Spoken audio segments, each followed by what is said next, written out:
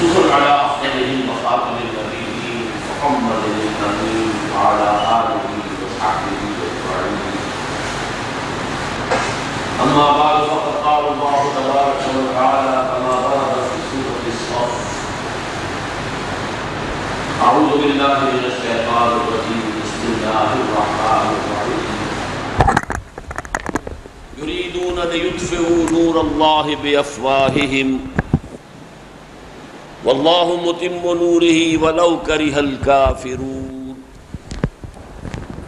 هو الذي أرسل رسوله بالهدى ودين الحق ليظهره على الدين كله ولو كره المشركون. وقال عز وجل كما ورد في سورة التوبة: يريدون أن يطفئوا نور الله بأفواههم وَيَأْبَى اللَّهُ إِلَّا أَن يُتِمَّ نُورَهُ وَلَوْ كَرِهَ الْكَافِرُونَ. هُوَ الَّذِي أَرْسَلَ رَسُولَهُ بِالْهُدَى وَدِينِ الْحَقِّ لِيُظْهِرَهُ عَلَى الدِّينِ كُلِّهِ وَلَوْ كَرِهَ الْمُشْرِكُونَ. صدق اللہ العظیم. رب اشرح لي صدری ويسر لي امری واحلل عقدۃ من لسانی یفقہوا قولی. اللہم ربنا الہمنا رشدنا واعذنا من شرور انفسنا. اللہم ارنا الحق حقا وارزقنا اتباعہ وارنا الباطل باطلا وارزقنا اجتنابہ. اللہم وفقنا لما تحب وترضى. اللہم وفقنا ان نقیم نظام الخلافت علی منہاج النبوۃ فی پاکستان اولا وفی کل العالم آخرا. آمین یا رب العالمین. محترم صدر مجلس، معزز سامعین، میری آج کی گفتگو کا جو عنوان اخباری اطلاع کے ذریعے سے آپ کے علم میں آیا ہوگا وہ کچھ یوں ہے کہ حالیہ عالمی اور علاقائی تبدیلیوں کے تناظر میں ملت اسلامیہ پاکستان کی خصوصی ذمہ داری اور ان سے عہدہ برا ہونے کے ضمن میں قرآن حکیم کی رہنمائی. اس عنوان کی مناسبت سے میں سب سے پہلے لفظ حالیہ کو معین کر دینا چاہتا ہوں. حالیہ تبدیلیوں سے مراد کیا ہے؟ آپ کو معلوم ہے کہ حال یہ ایک بڑا آربیٹریری سا اور ہائپوتھیٹیکل سا کانسیپٹ ہے. حال کس کو کہیں؟ ایک لمحہ جو ماضی میں تھا اس وقت حال ہے اور اگلے لمحے وہ ماضی ہو جائے گا. اس سے پہلے ایک لمحہ مستقبل تھا. تو اصل تقسیم تو مستقبل اور ماضی کی ہے. یہ دو سرفیسز ہیں، ایک یہ ہے ایک یہ ہے. ایک لائن ان کو جدا کر رہی ہے اور لائن آپ کو معلوم ہے کہ اس کی ٹیکنیکل ڈیفینیشن یہی ہے کہ اس کی صرف ایک ڈائمنشن ہوتی ہے، لینگتھ ہوتی ہے. نقطے کی کوئی ڈائمنشن نہیں، نہ لینگتھ ہے نہ بریڈتھ ہے، چاہے آپ اس کا تصور نہ کر سکیں. لیکن پوائنٹ ٹیکنیکلی وہی ہے جس کی نہ کوئی لینگتھ ہے نہ بریڈتھ ہے نہ ڈیپتھ ہے نہ ہائٹ ہے، کچھ نہیں. اسی طرح حال در حقیقت دو زمانوں کو جدا کرنے والی ایک شے ہے مومنٹریلی. لیکن یہ کہ جب ہم گفتگو کرتے ہیں قوموں کے بارے میں، حالات کے بارے میں، عالمی اور علاقائی، تو کچھ نہ کچھ ذہن میں معین ہونا چاہیے کہ اس گفتگو کے اعتبار سے ہم حال کسے سمجھیں. میں تقریباً گزشتہ 10 سالوں کو اس حال میں شامل کر رہا ہوں. گزشتہ 10 سالوں کے دوران جو بہت بڑی عالمی تبدیلی آئی ہے وہ یہ ہے کہ تقریباً نصف صدی سے یہ دنیا دو سپر پاورز اور ان کے زونز آف انفلوئنس کے مابین منقسم تھی. ایک بیلنس آف پاور ان کے درمیان تھا. چھوٹی قوموں کے لیے، چھوٹے ملکوں کے لیے کچھ چوائس رہتا تھا. اگر ایک طرف سے دباؤ بڑھے تو کچھ دوسری طرف رجحان کر لیں. اور ان سپر پاورز کو بھی یہ اندیشہ رہتا تھا کہ ہم کسی پر کوئی زیادہ زیادتی کریں گے تو وہ ہمارے مخالف کیمپ کی طرف رجحان کر لے گا. لیکن یہ کہ پچھلے 10 سالوں کے دوران ایک بہت بڑی تبدیلی آئی. یو ایس ایس آر نسیم منسیہ ہو گئی. اتنی بڑی طاقت. آپ کو معلوم ہے کہ خلا کی تسخیر کے مقابلے میں یو ایس ایس آر امریکہ سے یو ایس ایس سے بہت آگے تھا. خوف تھا. امریکہ کی پالیسی ایک طویل عرصے تک اس خوف کے تحت بنتی رہی ہے کہ یہ جو اس کے ہم پر ایج لے گیا ہے یو ایس ایس آر، آگے نکل گیا ہے خلا کی تسخیر میں، یہ تو ہمارے لیے بہت بڑا پوٹینشیل ڈینجر ہے. ساری سوچ بچار غور و فکر. پھر آپ کو یاد ہوگا کہ ایران کے انقلاب کے بعد، یہ میں بات کر رہا ہوں ارلی 80s کی، میری آمد و رفت چونکہ امریکہ میں رہی ہے، کئی سال تک سب سے بڑی بحث جو وہاں چلتی رہی اخبارات میں، ٹیلی ویژن پر، وہ ریپڈ ڈپلائمنٹ فورس RDF. ساری بحث اس پر تھی کہ اب اس وقت ایران میں جو تبدیلی آئی ہے تو رشیا تو ایران کے سر پر بیٹھا ہوا ہے. 30 divisions of Russian army were posted along the northern border of Iran. اس کے لیے تو گھنٹوں کی بات ہے اندر جانا. ہم اگر کریں گے بھی، موبلائز کریں گے، ہم اپنی قوتوں کو لے کے جائیں گے، کیا کریں گے، کیسے پہنچیں گے، کتنے دن چاہیے، وہ تو سویپ کر جائے. گرم پانیوں تک پہنچنے کا ظاہر بات ہے کہ ایران اگر رشیا کا اس طرح کا میسو کو اٹیک ہوتا تو ظاہر بات ہے کہ ایران کے لیے مشکل تھا اسے اسٹال کرنا. وہی زمانہ تھا جب کہ بڑی کوشش کر رہے تھے یو ایس اے والے کہ ہمیں کسی طرح سعودی عرب والے کوئی بیس دے دیں، یہ یو اے ای والے دے دیں، کہیں دے دیں، ہمیں کہیں پاؤں جمانے کی جگہ تو دیں، ہم وہاں پہ اڈا تو بنا لیں، ہم وہاں پر اپنی فورسز رکھیں تاکہ شارٹ نوٹس پر جانا ہمارا وہاں ممکن ہو. اس وقت تک سعودی عرب بھی ڈٹا ہوا تھا، اڑا ہوا تھا. نتھنگ ڈوئنگ، نو بیسس. یہ بیچاری چھوٹی چھوٹی عمارتیں یہ بھی ڈٹی ہوئی تھی. اس لیے کہ ڈٹنے کا موقع تھا، یو ایس ایس آر تھا. ایک طاقت جو ہے وہ اپنی من مانی کرنے کی پوزیشن میں نہیں تھی. اس پس منظر میں دیکھیے کہ کتنی بڑی تبدیلی ہے کہ اب سول سپریم پاور آن ارتھ کی حیثیت کم سے کم وقتی طور پر، عارضی طور پر ایک ملک کو حاصل ہو گئی. یہ ایک بہت بڑی تبدیلی ہے. اور ویسے بھی یو ایس ایس آر کا اس طریقے سے دنیا کے نقشے سے غائب ہو جانا اس صدی کے اعتبار سے کہ یہ بڑی یونیک سینچری ہے 20th century of Christian era. اس کے آغاز میں the great Ottoman empire vanished from the surface of the from the map of the world at least. کہاں ہوتی تھی وہ آج تو اچھوں کو معلوم نہیں ہوگا. فرسٹ ورلڈ وار سے پہلے کیا نقشہ تھا؟ پورا شمالی افریقہ، پورا ویسٹ ایشیا، اور کتنا بڑا چنک تھا ایسٹ یورپ کا، وہ سب کا سب دی گریٹ آٹومان امپائر. تاریخ انسانی میں اس کی مثال ایک ہی ملتی ہے، وہ رومن امپائر تھی جو اسی طریقے سے انہی 3 علاقوں کے اوپر پھیلی ہوئی تھی. اس کے علاوہ تو کوئی مثال نہیں ہے. وہ ایسے گئی نسیم منسیہ، کالم یغنو فیہا، جیسے کہ وہ کبھی وہاں آباد تھے ہی نہیں. اور اسی طریقے سے یو ایس ایس آر اب اس کا وجود نہیں. یہ تبدیلی بہت بڑی تبدیلی ہے. ثانیاً گلف وار کہ جس نے مڈل ایسٹ کی سیاست کو ایک دم بالکل بدل کر رکھ دیا. ہم تو چونکہ اپنے اپنے حالات میں مگن رہتے ہیں، اپنے اپنے مسائل میں ہر انسان مشغول ہے، صبح سے شام تک کا روٹین ہے. ذرا یاد کیجئے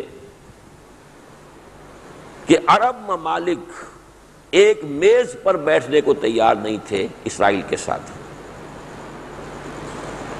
ایک کمرے میں موجود ہونے کے لیے تیار نہیں تھے. اگر اسرائیل کا نمائندہ اس دروازے سے داخل ہوگا، عرب ممالک کے نمائندے ادھر سے نکل جائیں گے۔ کوئی اگر بات تھی تو وہ انڈائریکٹ، کسی کے تھرو، کسی کے ذریعے سے، کسی تھرڈ پارٹی کے ذریعے سے، براہ راست نہیں۔ گلف وار میں چند دن کی جنگ تھی۔ جنگ کیا تھی؟ وہ تو در حقیقت سلاٹر تھا، بھرکس نکال دینا تھا۔ جنگ کی تو نوبت آئی نہیں، دوبدے جنگ کا موقع ہی نہیں آیا۔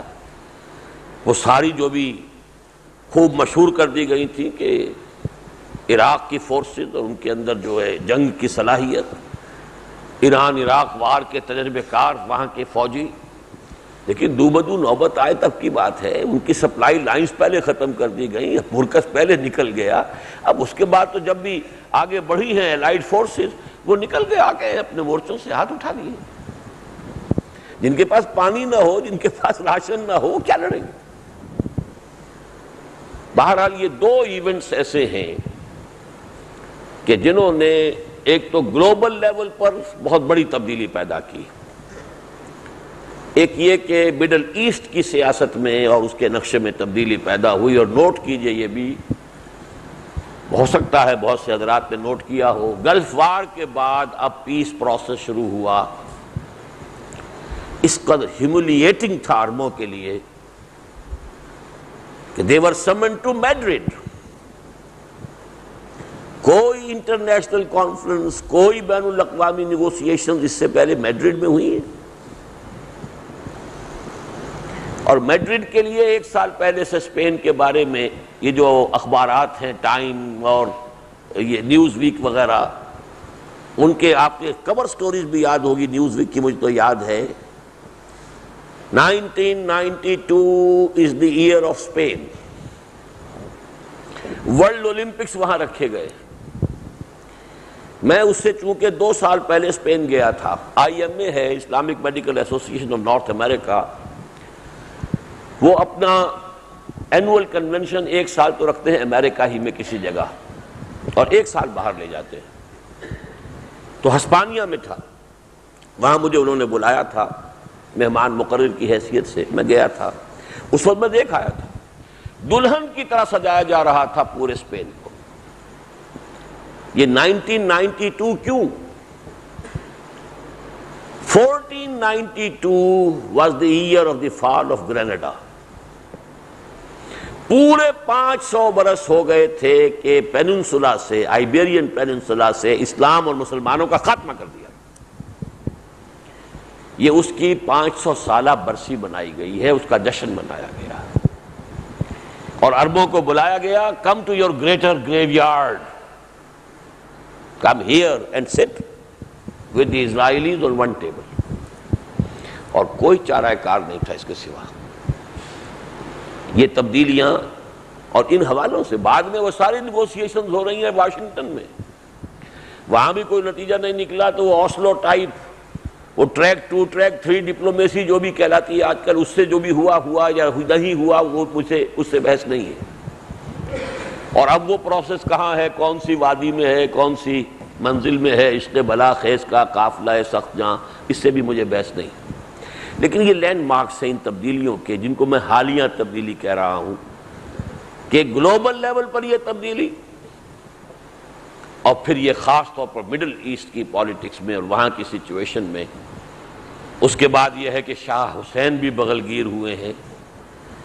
باقی یہ کہ شاہ حسن تو پہلے سے ہی بغل گیر تھے، باقی بھی اگر بغل گیر ہونے کی نوبت نہ آئے تو، لیکن یہ کہ بہرحال ان کی حیثیت تو وہی ہے۔ یہ میں اس لیے چند میں نے آپ کے سامنے حالات رکھے کہ جس سے اندازہ ہو کہ حالیہ بین الاقوامی تبدیلیاں کیا ہیں۔ علاقائی تبدیلیوں کے اعتبار سے جن کو میں کہوں گا وہ یہ کہ ہمارا جو یہ علاقہ ہے، اس کے مشرق میں بھارت ہے، اس سے آگے بنگلہ دیش ہے، ذرا نارتھ ایسٹ میں چائنا ہے، ہمارے نارتھ میں کچھ نارتھ ویسٹ میں رشین سٹیٹس ہیں، پھر افغانستان ہے، اور پھر ایران ہے، اور ان میں سے 3 ممالک کو میں خصوصی اہمیت دیتا ہوں۔ اور ایک صاحب سے حال ہی میں ملاقات ہوئی تھی اسلام آباد میں، انہوں نے PIA سے تعبیر کیا، میں نے کہا ٹھیک ہے، بہت عمدہ انداز ہے یہ، پاکستان، ایران، افغانستان، PIA۔ یہ تین ممالک علاقائی اعتبار سے ہمارے لیے جو ہماری اس وقت کی تبدیلیاں ہیں اور ہمارے جس کے لیے کہ ہمیں ذہناً تیار ہونا چاہیے، جس کے لیے سوچ بچار ہونی چاہیے.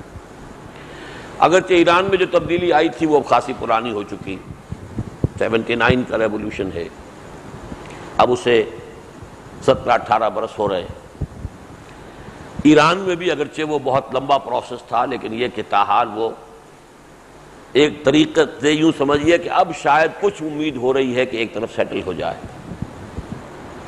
پاکستان کے حالات جو ہیں وہ کوئی بنیادی فرق نہیں آ رہا ہے سوائے اس کے کہ مسلم لیگ نام رکھنے والی ایک جماعت کو یہاں ایک میسو مینڈیٹ ملا ہے بہت عرصے کے بعد.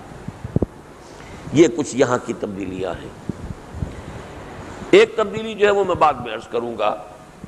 میں اس سے پہلے چاہتا ہوں کہ اب وہ جو عالمی سطح پر جو تبدیلی ہو رہی ہے اور خاص طور پر کہ جو مڈل ایسٹ کا نقشہ جو بدل رہا ہے اس کا جو تعلق ہے ان دو آیات کے دو جوڑوں کے ساتھ جو میں نے تلاوت کی ہیں اس کو آپ کے سامنے بیان کر دوں.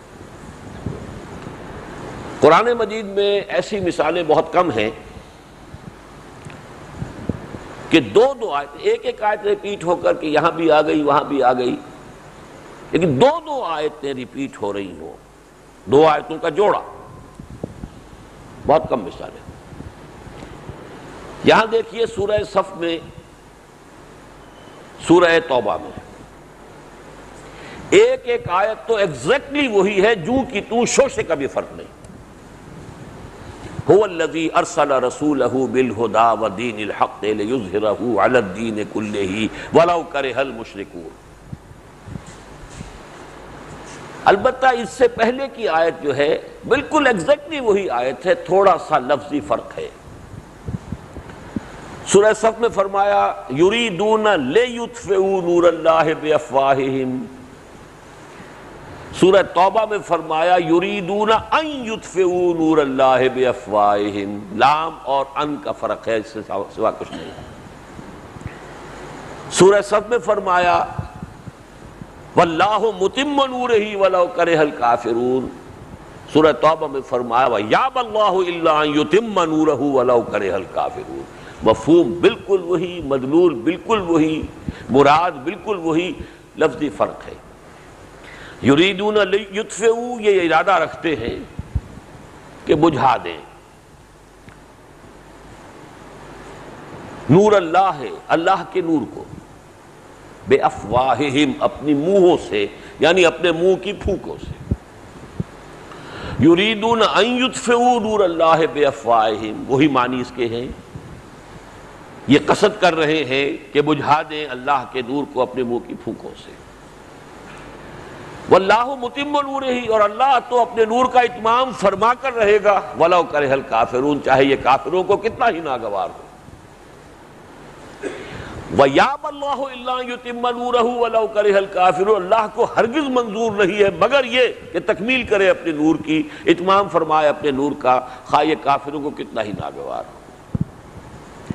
یہ ہے دونوں مقامات پر پہلی آیت.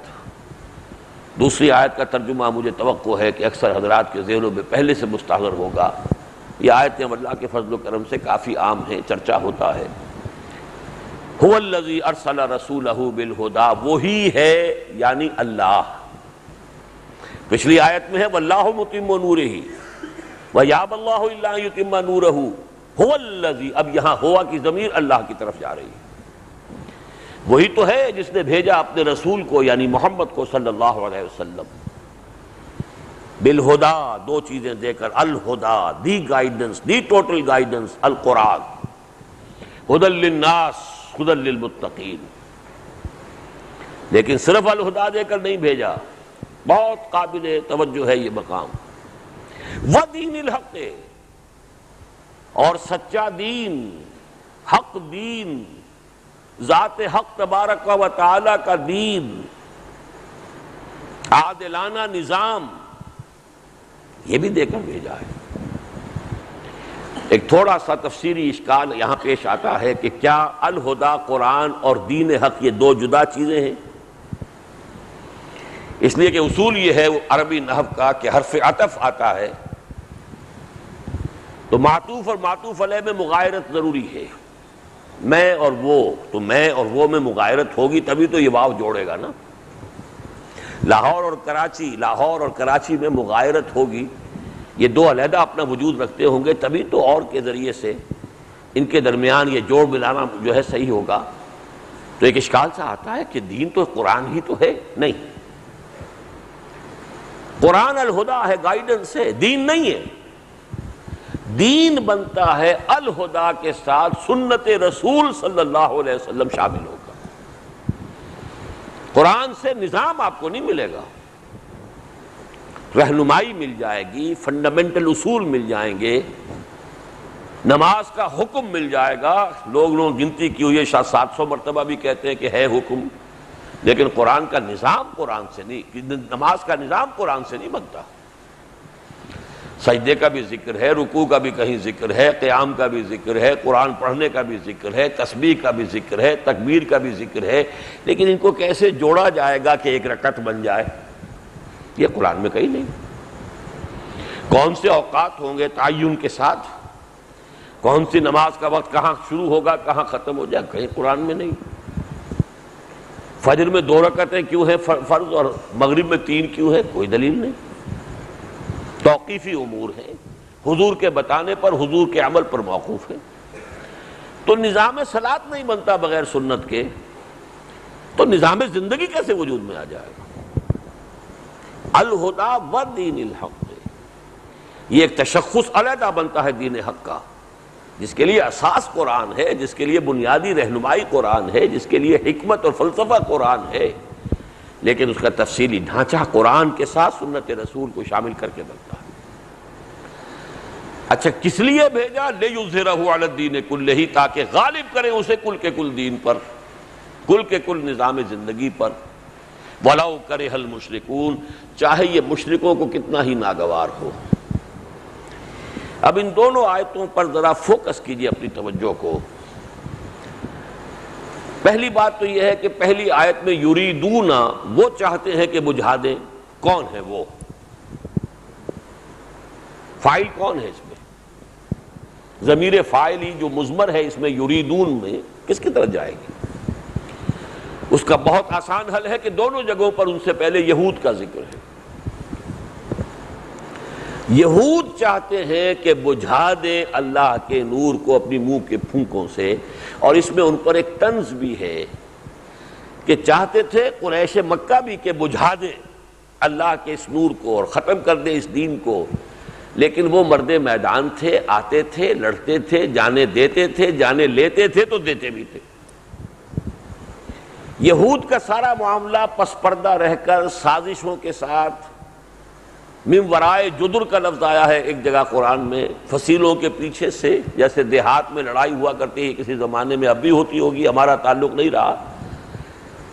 تو مرد گلیوں میں لڑ رہے ہوتے ہیں، اوپر سے عورتیں پتھر پھینک رہی ہوتی ہیں. تو یہودیوں کے معاملے میں یہی قرآن مجید میں صریح الفاظ ہیں، فی قرن محصنۃ او من ورائے جدر. یعنی ان کا معاملہ یہ ہے کہ سازش کے ذریعے سے، بائی پروکسی، یہ میدان میں آگے کبھی جنگ نہیں کریں گے. یہ کردار ہے یہود کا جو اس وقت کا ہے جبکہ محمد الرسول اللہ صلی اللہ علیہ وسلم بنفس نفیس اپنے فرائض رسالت ادا فرما رہے تھے. اسی سے مولانا ظفر علی خان نے یہ تصور لے کر اپنے شعر میں ڈھال دیا ہے کہ نور خدا ہے کفر کی حرکت پہ خندہ زن، پھونکوں سے یہ چراغ بجھایا نہ جائے گا. یریدون لیطفئوا نور اللہ بافواہہم واللہ متم نورہ ولو کرہ الکافرون. اچھا یوں نوٹ کیجئے اب کہ حضور کے زمانے میں براہ راست اگر کوئی ہوئی ہے کنفرنٹیشن تو 3 قوتوں سے ہوئی، مشرکین عرب، یہود اور نصارہ. لیکن ان تینوں کا آپ فرق دیکھیں گے. مشرکین نے کھلم کھلا جنگ کی، سامنے سے وار کیا،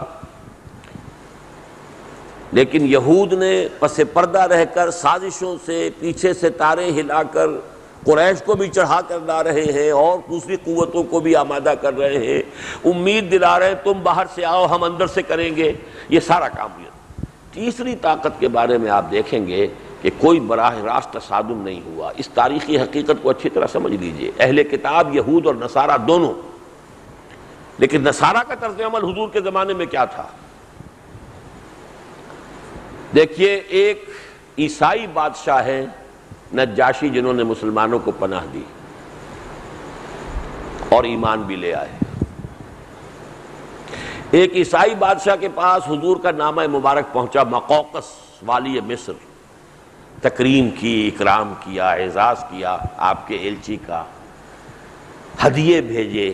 ایمان تو نہیں لایا، لیکن یہ کہ کوئی اور اہانت آمیز معاملہ نہیں کیا. ہرقل کے پاس نامہ مبارک پہنچا، ہیراکلیس،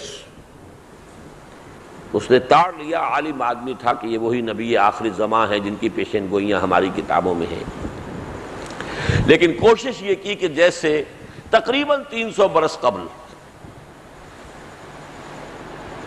ایمپرر کانسٹنٹائن نے عیسائیت قبول کی تھی تو پوری رومن امپائر عیسائی ہو گئی تھی. نتیجہ کیا نکلا کہ ان کا نظام انٹیکٹ رہا. اگر بادشاہ عیسائی ہو جاتا، پوری قوم عیسائی نہ ہوتی، تو بادشاہ کا تختہ الٹ جاتا.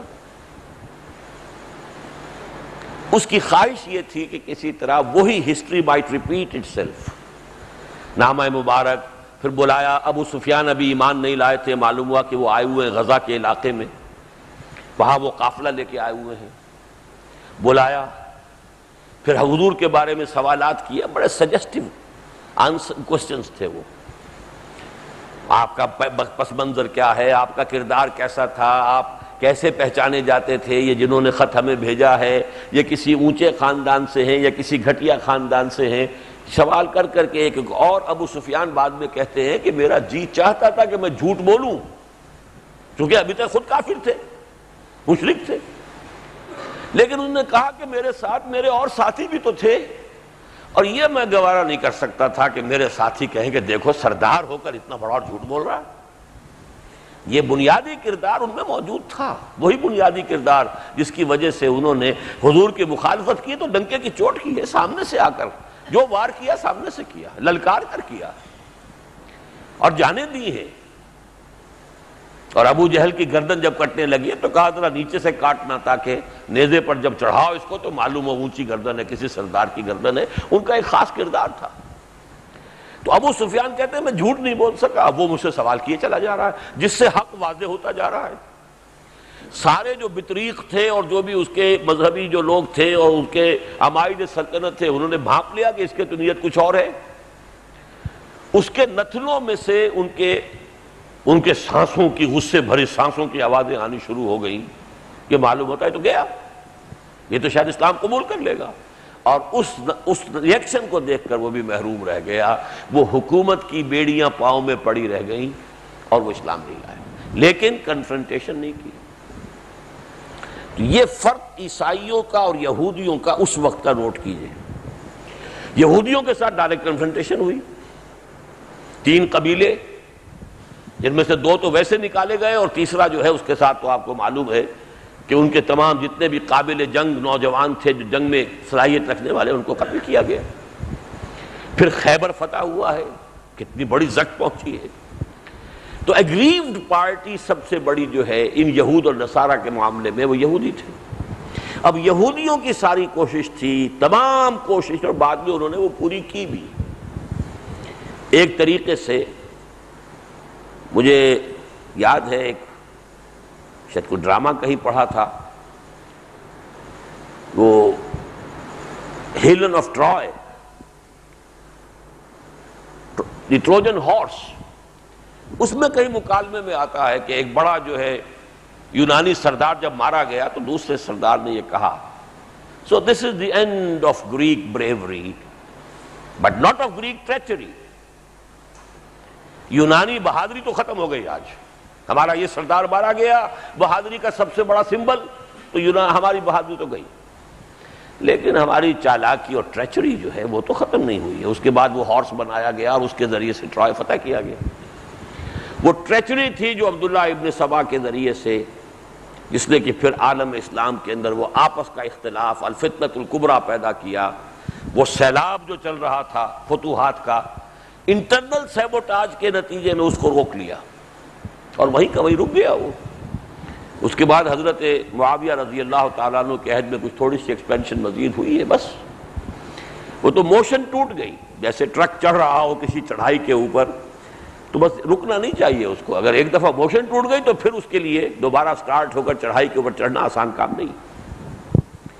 بہرحال یہ ذہن میں رکھیے کہ یریدون لیطفئوا نور اللہ بافواہہم، پرٹیکولرلی یہودی مراد ہیں، یہ چاہتے ہیں کہ اللہ کے نور کو اپنی منہ کی پھونکوں سے بجھا دیں، واللہ متم نورہ ولو کرہ الکافرون، اور اللہ تو اپنے نور کا اتمام فرما کر رہے گا خواہ یہ کافروں کو کتنا ہی ناگوار ہو۔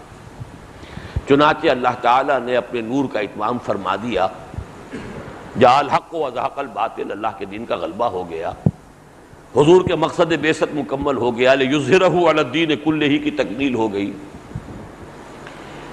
لیکن کیا اس سے وہ جنگ جو ہے حق و باطل کی ختم ہو گئی؟ وہ تو میں نے عرض کیا کہ یہود نے کسی اور پیترا بدل کر اسلام پر وار کیا، اور واقعہ یہ کہ جیسے سینٹ پال نے اصل عیسائی مذہب حضرت عیسیٰ کے اصل دین کو غائب کر دیا دنیا سے۔ Present Christianity is Paulism not Christianity, اور یہ الفاظ کس کے ہیں؟ ڈاکٹر مائیکل ہارٹ کے، جس نے selection and gradation of the 100 most influential personalities of the human history کتاب مرتب کی ہے۔ نمبر 1 پر محمد رسول اللہ کو لایا ہے، نمبر 3 پر حضرت مسیح کو لے گیا ہے، اور پھر چند نمبروں کے بعد پھر سینٹ پال ہے۔ وہ کہتا ہے کہ حضرت مسیح اور سینٹ پال سے پہلے عیسائیت کی حیثیت یہودیوں کے ایک فرقے سے زیادہ، ایک جماعت سے زیادہ نہیں تھی۔ جیسے مسلمانوں میں جماعتیں ہیں، بے شمار ہیں، کوئی تصوف کا سلسلہ ہے، کوئی اور سلسلہ ہے، کوئی جماعت ہے، ایسے بس ایک فرقہ، ایک جماعت کی حیثیت تھی، یہ کوئی علیحدہ دین کی کوئی اس کی شکل تھی ہی نہیں۔ یہ سینٹ پال نے بنایا، اور یہ موجودہ جو عیسائیت ہے وہ حقیقت میں پالزم ہے، کرسچینٹی نہیں ہے۔ بہرحال جس طریقے سے کہ کرسچینٹی کو ختم کیا ہے، اصل دین عیسیٰ کو، توحید کو تثلیث سے بدلا، شریعت منسوخ کرائی، حضرت مسیح کے اس قول کو ختم کیا کہ میں صرف اسرائیل کے کھوئے ہوئے بھیڑوں کی تلاش میں آیا ہوں، اسرائیل کے گھرانے کی کھوئی ہوئی بھیڑوں کی تلاش میں آیا ہوں۔ اپنے ڈسائپلز کو باقاعدہ منع کیا کہ جینٹائلز، نان جیوز تک تمہیں اپنی دعوت نہیں پہنچانی ہے، تمہاری دعوت ساری جو ہے وہ یہود تک رہے گی۔ یہ تینوں بنیادی تبدیلیاں سینٹ پال نے کی، جس سے کہ کرسچینٹی کا یہ نظام جو آج دنیا میں ہے وہ قائم ہوا ہے، اور اصل عیسیٰ کا دین ختم، وہ نہ کیتھولکس کے پاس ہے، نہ پروٹسٹنٹس کے پاس ہے، نہ کسی اور کے پاس ہے۔ یہی بات ہو جاتی اگر یہ دین اسلام آخری دین نہ ہوتا اور محمد اللہ کے آخری رسول نہ ہوتے صلی اللہ علیہ وسلم۔ فتنہ اتنا بڑا تھا، اتنا زوردار تھا، آج بھی خون جو ہے وہ بہہ رہا ہے۔ 4.5 سال تک باہمی خانہ جنگی رہی ہے، 1 لاکھ کے قریب مسلمان ایک دوسرے کی تلواروں اور تیروں سے اور نیزوں سے ختم ہوئے، اندر سے وہ طاقت ختم ہو گئی کہ جو باہر اس سیلاب کو آگے بڑھاتی۔ بہرحال یہ ذرا ایشو علیحدہ ہو جائے گا، لیکن میں جدھر آنا چاہتا ہوں وہ یہ ہے، وہاں سے اب یہاں آ جائیے۔ آج پھر تاریخ استدار الزمان کہتے ہی یوم خلق اللہ السماوات والارض، یہ الفاظ حضور نے فرمائے تھے حجۃ الوداع کے موقع پر، اس لیے کہ نسی کا ایک قاعدہ ایجاد کر لیا تھا قریش نے کہ جو 4 مہینے ہر سال میں ہوتے ہیں اشہر حرم، 3 مہینے حج کے لیے، 1 رجب کا مہینہ عمرے کے لیے، کہ اس میں کوئی جنگ نہیں ہوگی، کوئی لڑائی نہیں، کوئی دنگا نہیں، کوئی فساد نہیں، کسی قافلے کو نہیں چھیڑا جائے گا، کسی مسافر کو تکلیف نہیں پہنچائی جائے گی، یہ اشہر حرم تھے۔ اس میں قریش چونکہ وہاں کے پروہت تھے، وہ وہاں کے اصل مذہبی لیڈر تھے، اب وہ اپنا اختیار استعمال کرتے تھے، کسی سال وہ مہینے ادھر کر دیے، کسی ادھر کر دیے، اپنی مصلحتوں کے تحت۔ اس سال یہ مہینے نہیں، یہ مہینے اشہر حرم ہوں گے، اس سال حج اس مہینے میں ہو جائے گا۔ بہرحال پورا عرب مان لیتا تھا، لیکن حضور نے فرمایا یہ اللہ کی حکمت ہے کہ جب حضور کا جو حجۃ الوداع ہوا ہے اس میں ایگزیکٹ وہی تقویم جو تھی، آیت قرآنی یہ ہے کہ جس دن اللہ نے آسمانوں اور زمین کو بنایا تھا، جو تقویم اور کیلنڈر اس دن سے چلا آ رہا تھا، استدار الزمان، زمانہ چکر لگا کر اور یہ کیلنڈر سارا پھر کر ٹھیک اسی مقام پر آج پھر آ گیا ہے۔ اسی طرح میں کہہ رہا ہوں کہ آج پھر ایگزیکٹلی دنیا وہاں پہنچ گئی ہے کہ یہود ہیں کہ جو تلے ہوئے ہیں اسلام کو ختم کرنے پر اور مسلمانوں کو اپنے تابع کرنے پر۔ اس میں تھوڑی سی مجھے وضاحت کرنی پڑے گی۔ پہلے دوسری آیت کا جو اصل منشا ہے اس کو بھی پہچان لیجئے۔ حضور کو بھیجا گیا اللہ کے دین کے غلبے کے لیے، اور یہ میں نے آپ کو بتایا دو جگہ تو یہ آیت جوں کی توں آئی۔ یہ بھی نوٹ کر لیجئے تیسری مرتبہ سورہ فتح میں آئی ہے، صرف آخری الفاظ مختلف ہیں۔ هو الذی ارسل رسولہ بالہدی ودین الحق لیظہرہ علی الدین کلہ وکفی باللہ شہیدا۔ بس مین جو ہے بلک آف دی آیا از ایگزیکٹلی دی سیم۔ هو الذی ارسل رسولہ بالہدی ودین الحق لیظہرہ علی الدین کلہ۔ تین جگہ گویا کہ معین کر دیا اللہ نے کہ محمد کا مقصد بعثت محض دعوت و تبلیغ نہیں ہے، محض تربیت و تعلیم نہیں ہے، بلکہ دین حق کا غلبہ ہے۔ 5 مقامات پر مختلف الفاظ میں واضح کیا کہ حضور کی بعثت ہے پوری نوع انسانی کے لیے، جس میں سب سے نمایاں الفاظ کیا ہیں؟ وَمَا أَرْسَلْنَاكَ إِلَّا كَافَّةً لِلنَّاسِ بَشِيرًا وَنَذِيرًا۔ ہم نے نہیں بھیجا ہے آپ کو مگر پوری نوع انسانی کے لیے بشیر و نذیر بنا کر۔ تو ایک درجے میں تو دین حق غالب بھی آ گیا حضور کے دست مبارک سے جزیرہ نمائے عرب میں، جاء الحق وزهق الباطل ان الباطل کان زہوقا۔ اسی طرح نور خدا سے پورا جو ماحول ہے عرب کا وہ جگمگا اٹھا۔ یہ چمن معمور ہوگا نغمہ توحید سے، ہو گیا کہ نہیں ہو گیا؟ شب گریزاں ہوگی آخر جلوہ خورشید سے، کم سے کم یہ کہ جزیرہ نمائے عرب کے تک ہو گیا، اتمام نور بھی ہو گیا، کفر کے شرک کے بادل چھٹ گئے، اندھیارے ختم ہو گئے، نور کا اتمام ہو گیا، دین غالب ہو گیا۔ دونوں آیتوں کا تقاضا بتمام و کمال حضور صلی اللہ علیہ وسلم اور صحابہ کرام کی 23 برس کی محنت و مشقت کے ذریعے سے پورا ہو گیا۔ لیکن ہنوز پورا کہاں ہوا؟ دس is the just the beginning. آپ تو بھیجے گئے پوری نوع انسانی کے لیے۔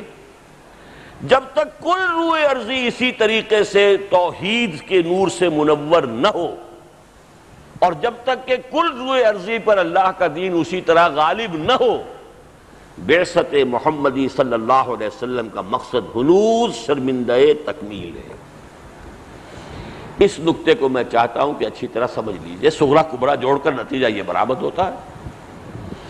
حضور کو بھیجا گیا غلبہ دین حق کے لیے، اور بھیجا گیا پورے عالم انسانیت کے لیے، تو تکمیل کب ہوگی؟ جبکہ کل عالم انسانیت ان دو اعتبارات سے واللہ متم نورہ جگمگا اٹھے نور توحید سے، اور تمام روئے ارضی پر قائم ہو جائے اللہ کا دین، تب جا کر محمد الرسول اللہ صلی اللہ علیہ وسلم کا مقصد بعثت مکمل ہوگا۔ اسی کو اقبال نے کہا تھا جواب شکوہ میں، وقت فرصت ہے کہاں، کام ابھی باقی ہے، نور توحید کا اتمام۔ دیکھیے وہی لفظ واللہ متم نورہ ویاب اللہ الا یتم نورہ، اتم یتم اتماما، نور توحید کا اتمام ابھی باقی ہے، اس لیے کہ جب تک یہ کل کرۂ ارضی جگمگا نہ اٹھے نور توحید سے، بعثت محمدی کا مقصد مکمل نہیں ہوا۔ میں جس نقطہ کی طرف آپ کو لانا چاہتا ہوں کہ یہ جو حالیہ عالمی تبدیلیاں ہیں، یہ در حقیقت پھر آخری مارکہ روح و بدن ہے تاریخ انسانی کا، جو بہت قریب آ گیا۔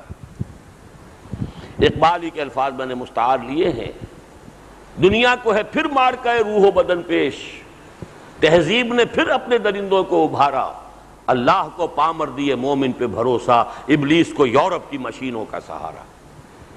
لیکن جو بات سمجھنے کی ہے وہ یہ ہے، آج پھر اصل دشمنی مسلمانوں اور یہودیوں کی ہے۔ اس میں تھوڑی سی وضاحت کی ضرورت ہے۔ بظاہر تو ہم پر جو بھی جبر ہے، ظلم ہے، وہ عیسائی اقوام کے ذریعے سے ہو رہا ہے، پوری درمیانی تاریخ میں ویسٹرن کولونیلزم یہ تو عیسائی طاقتیں تھیں. کروسیڈز عیسائیوں نے کیے ہیں. لاکھوں مسلمان قتل ہوئے تھے جبکہ انہوں نے فتح کیا یروشلم. کب؟ کس کے ہاتھوں؟ عیسائیوں کے ہاتھوں. وہ لائن ہارٹڈ وہ چلا آ رہا تھا کہاں؟ دور دراز برطانیہ کا جزیرہ، اور وہاں سے چلا آ رہا ہے رچرڈ دی لائن ہارٹڈ. اور پورا یورپ جو ہے وہ ایک نشے کے اندر ہے، اور پورے یورپ کے اندر جو ہے وہ ایک تحریک چلی ہوئی ہے.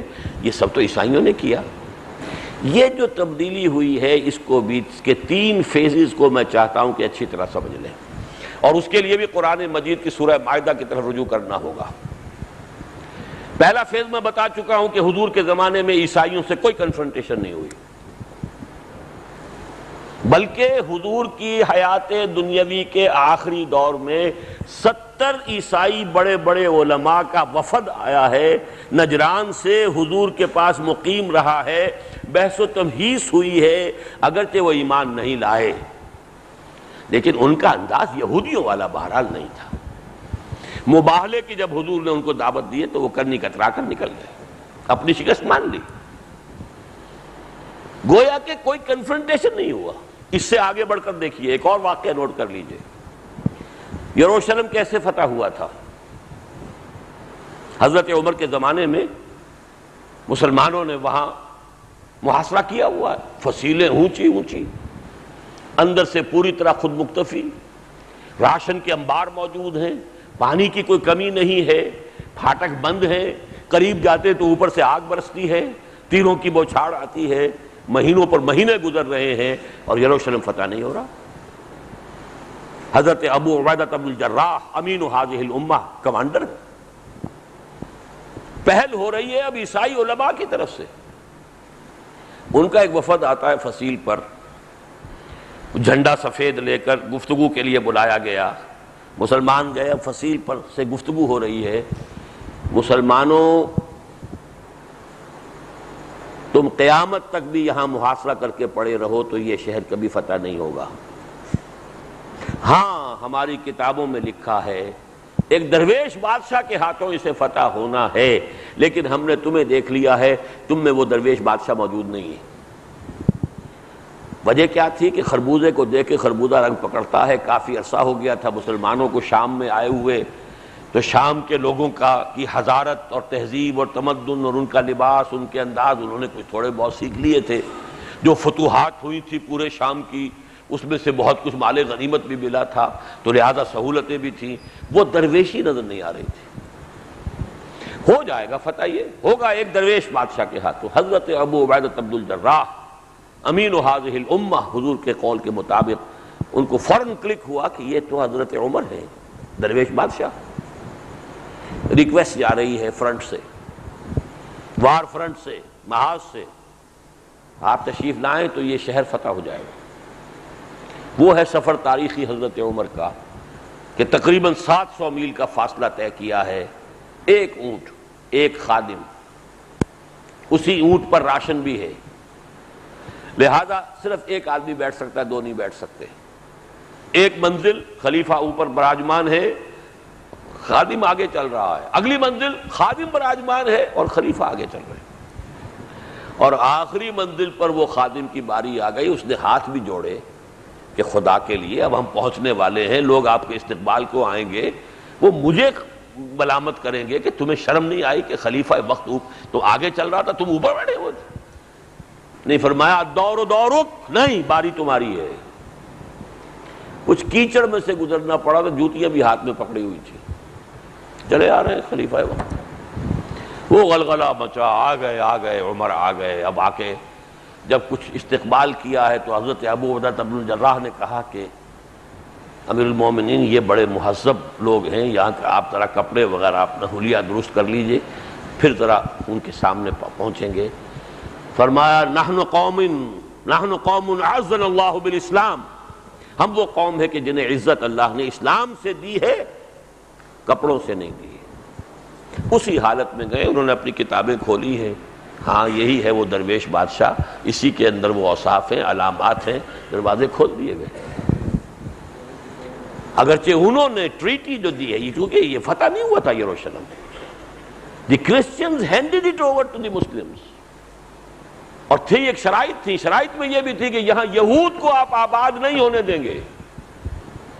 یہ وہ ہے شرط کہ جو حضرت عمر نے مانی تھی، جس کو کہ آخری خلیفہ عثمانی جو ہیں ترکی کے خلیفہ، وہ بھی اس کی خلاف ورزی کرنے کو تیار نہیں ہوئے. اور یہ سبب ہوا ہے ابروگیشن آف خلافت کا، کہ اسرائیل کو وجود میں لانے کے لیے تو جب تک 1917 کا بالفور ڈکلیریشن وہ کیسے آتا اگر خلیفہ کی کمر نہ توڑ دی گئی ہوتی.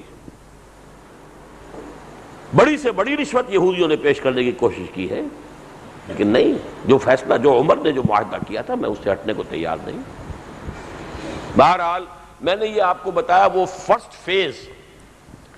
اس فیز کو سورہ مائدہ کی اس آیت سے سمجھیے جس کا حوالہ ابھی شیخ جمیل الرحمان صاحب نے بھی دیا ہے. لَتَجِدَنَّ أَشَدُّ النَّاسِ عَدَاوَةً لِلَّذِينَ آمَنُوا الْيَهُودَ وَالَّذِينَ أَشْرَكُوا وَلَتَجِدَنَّ أَقْرَبَهُم مَّوَدَّةً لِلَّذِينَ آمَنُوا الَّذِينَ قَالُوا إِنَّا نَصَارَىٰ. تم دیکھو گے، لازماً پاؤ گے کہ مسلمانوں سے دشمنی کی شدت میں شدید ترین تو ہیں دو قوتیں، یہود اور مشرکین، اور قریب ترین ہے محبت اور مودت میں نصارہ. یہ سورہ مائدہ کی آیت ہے اور یہ ریفلیکٹ کر رہی ہے اس وقت کی پوزیشن کو. 5 مثالیں میں دے چکا ہوں، نجاشی کی مثال، مقوقس کی مثال، ہیرکلیس کی مثال، پھر یہ کہ نجران کے عیسائیوں کا آنا اور بات کی افہام و تفہیم کی کوشش، اور گویا کہ اپنی شکست تسلیم کر کے جانا چاہے ایمان نہیں لائے، اور یروشلم کے ان کے علماء کا حضرت عمر کو پہچان کر دروازے کھول دینا. 5 ایونٹس، کس قدر قرب تھا. لیکن اس کے بعد شکل کیا بنی ہے، بس یہ ہے جو کہ ہماری نگاہوں میں عام طور پر نہیں ہے. مسلمانوں نے جب فتح کیا اسپین، یہودیوں نے مسلمانوں کی مدد کی، اس لیے کہ عیسائیوں میں اور یہودیوں میں تو یوں دشمنی تھی، آپس میں بیر تھا، سانپ اور نیولے کا بیر. عیسائیوں کے نزدیک ان کے خدا کو سولی دینے والے یہودی، اس سے بڑی دشمنی کی بنیاد کوئی ہو سکتی ہے؟ جیوز ور دی پرسیکیوٹڈ کمیونٹی، ذلیل سمجھا جاتا تھا. انہیں شہروں میں نہیں، علیحدہ رہو، باہر رہو، گندے لوگ ہو تم، ناپاک لوگ ہو تم. یہ حال تھا ان کا. انہوں نے کہا دشمن کا دشمن دوست ہوتا ہے. طارق ابن زیاد جب داخل ہوئے ہیں، اور بلکہ اس سے پہلے ہی جبکہ ابھی تیاری ہو رہی تھی، ہسپانیہ کے یہودیوں نے مدد کی ہے. مددگار ہو گئے فاتح قوت کے، تو وہاں پر انہیں اب سپورٹ حاصل ہو گئی مسلمانوں کی.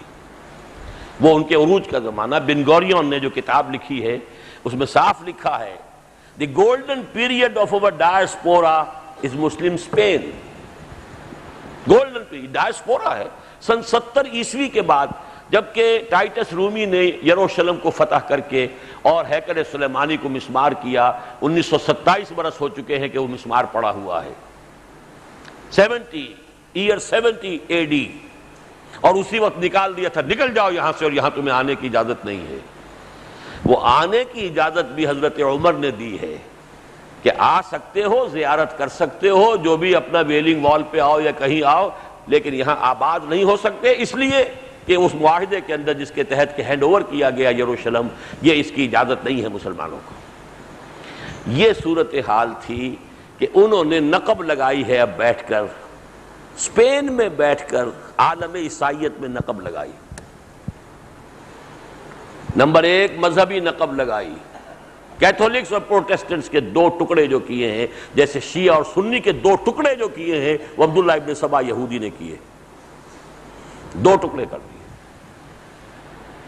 اور پروٹیسٹنٹس کے ذریعے سے سود کی اجازت حاصل کر لی، ورنہ اس سے پہلے یورپ میں سود حرام تھا، ممنوع تھا. کوئی transaction based on interest and usury وہ الاؤڈ نہیں تھی. نمبر 3 رینائسنس کے ذریعے سے سائنس اور ٹیکنالوجی جو بھی بڑھ رہی تھی اس کا تعلق مذہب سے کاٹ دیا. سیکولر ذہن پیدا کیا، اس لیے کہ انہیں معلوم تھا مذہب اگر انسانی سماج اور معاشرے کے اندر کوئی اہمیت رکھتا ہے تو ہماری کوئی حیثیت نہیں. ہم دنیا میں ہیں کتنے؟ آج بھی 13-14 ملینز، دیٹس آل. غالباً کراچی کی تعداد، کراچی کی آبادی یہاں پہنچ رہی ہوگی اب تو. وہی تو کہہ رہا ہوں نا. تو 1,30,00,000 1,40,00,000 یہ ہے ان کی کل آبادی اس وقت، فرام 13 to 14 ملین. تو مذہب اگر کوئی یہی وجہ ہے پاکستان میں بھی جب بھی کوئی معاملہ آتا ہے، قادیانی، عیسائی، یہ سب کے سب سیکولر قوتوں کے ساتھ ہو جاتے ہیں، بلکہ اکثر و بیشتر شیعہ بھی ان کا ساتھ دیتے ہیں. یہ تو استفا ہوا ہے کہ مسلم لیگ کا ساتھ دیا ہے انہوں نے، وہ کچھ صورتحال وقتی جو تھی ان کی جو بھی مصلحتیں تھی، ورنہ اکثر و بیشتر وہ سیکولر. اس لیے کہ انہیں معلوم ہے کہ اگر مذہبی فضا یہاں پروان چڑھتی ہے تو ہم تو مذہبی اقلیتیں ہیں، سیکولرزم ہو تو ہم برابر ہیں، برابر کا ووٹ ہے، برابر کے آدمی ہیں، برابر کی حیثیت ہے، برابر کے حقوق. بالکل اس طریقے سے سیکولر ذہن پیدا کیا. اور نمبر دو یہ کہ ان کو تقسیم کیا پروٹیسٹنٹس میں اور کیتھولکس میں. اور نمبر 3 پروٹیسٹنٹس کے ذریعے سے سود کی اجازت حاصل کی، اور سود کے ذریعے سے پھر وہاں پر جو اپنے ہتھ کنڈے جو ہے اور پورا جو جکڑ بند کیا ہے تمام دول یورپ کو. سازش کرتے تھے، لڑاتے تھے. لڑائی کے وقت بادشاہوں کو ضرورت ہوتی تھی پیسے کی، پیسہ قرض دیتے تھے، اپنی جو بھی شرائط ہوتی تھی وہ منوا کر جکڑے گئے. یہ نقشہ تھا جس کو دیکھ کر آئے تھے علامہ اقبال. 1905 سے 1908 تک 3 برس صرف رہے ہیں وہاں. ہم اگر 30 برس بھی رہتے تو شاید ہمیں یہ نظر نہ آتا جو انہیں نظر آ گیا 3 سال میں. فرنگ کی رگے جہاں پنجائے یہود میں ہے.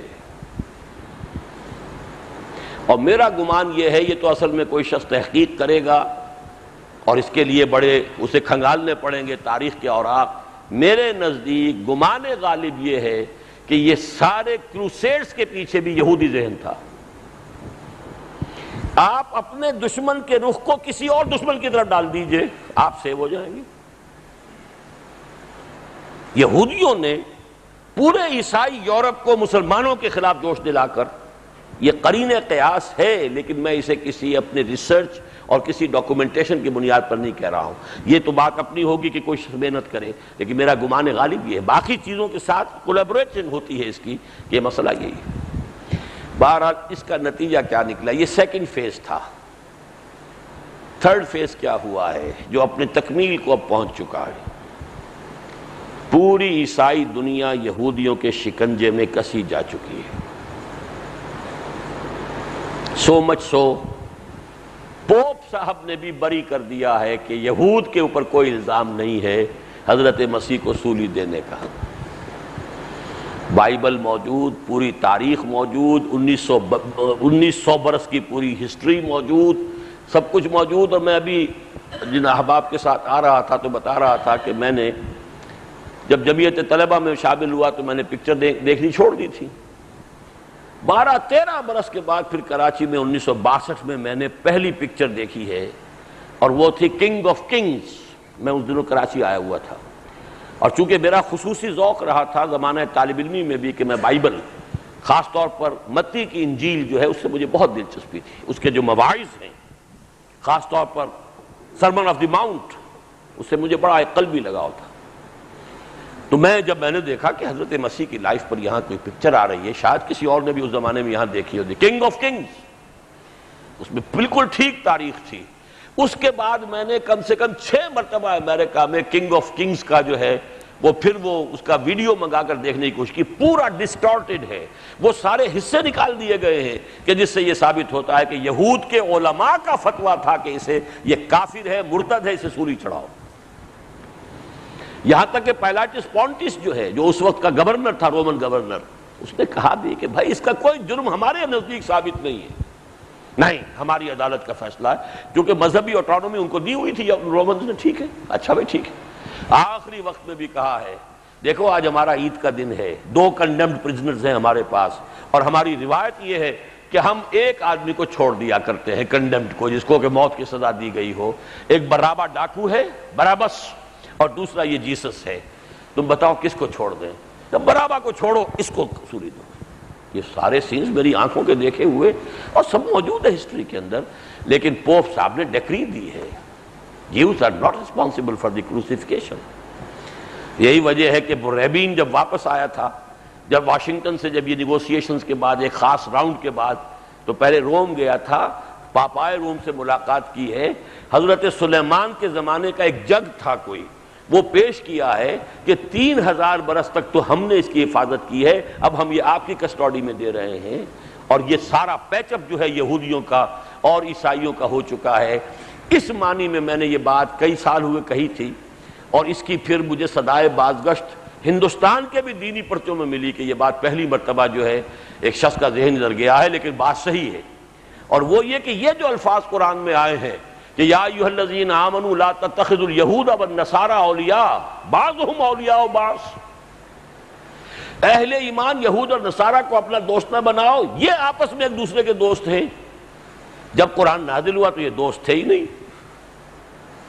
جب قرآن نازل ہوا ہے اس وقت تو اسی سورہ مائدہ کی آیت یہ ہے لَتَجِدَنَّ أَشَدَّ النَّاسِ عَدَاوَةً لِلَّذِينَ آمَنُوا الْيَهُودُ وَالَّذِينَ أَشْرَكُوا وَلَتَجِدَنَّ أَقْرَبَهُمْ مَوَدَّةً لِلَّذِينَ آمَنُوا الَّذِينَ قَالُوا إِنَّا نَصَارَىٰ۔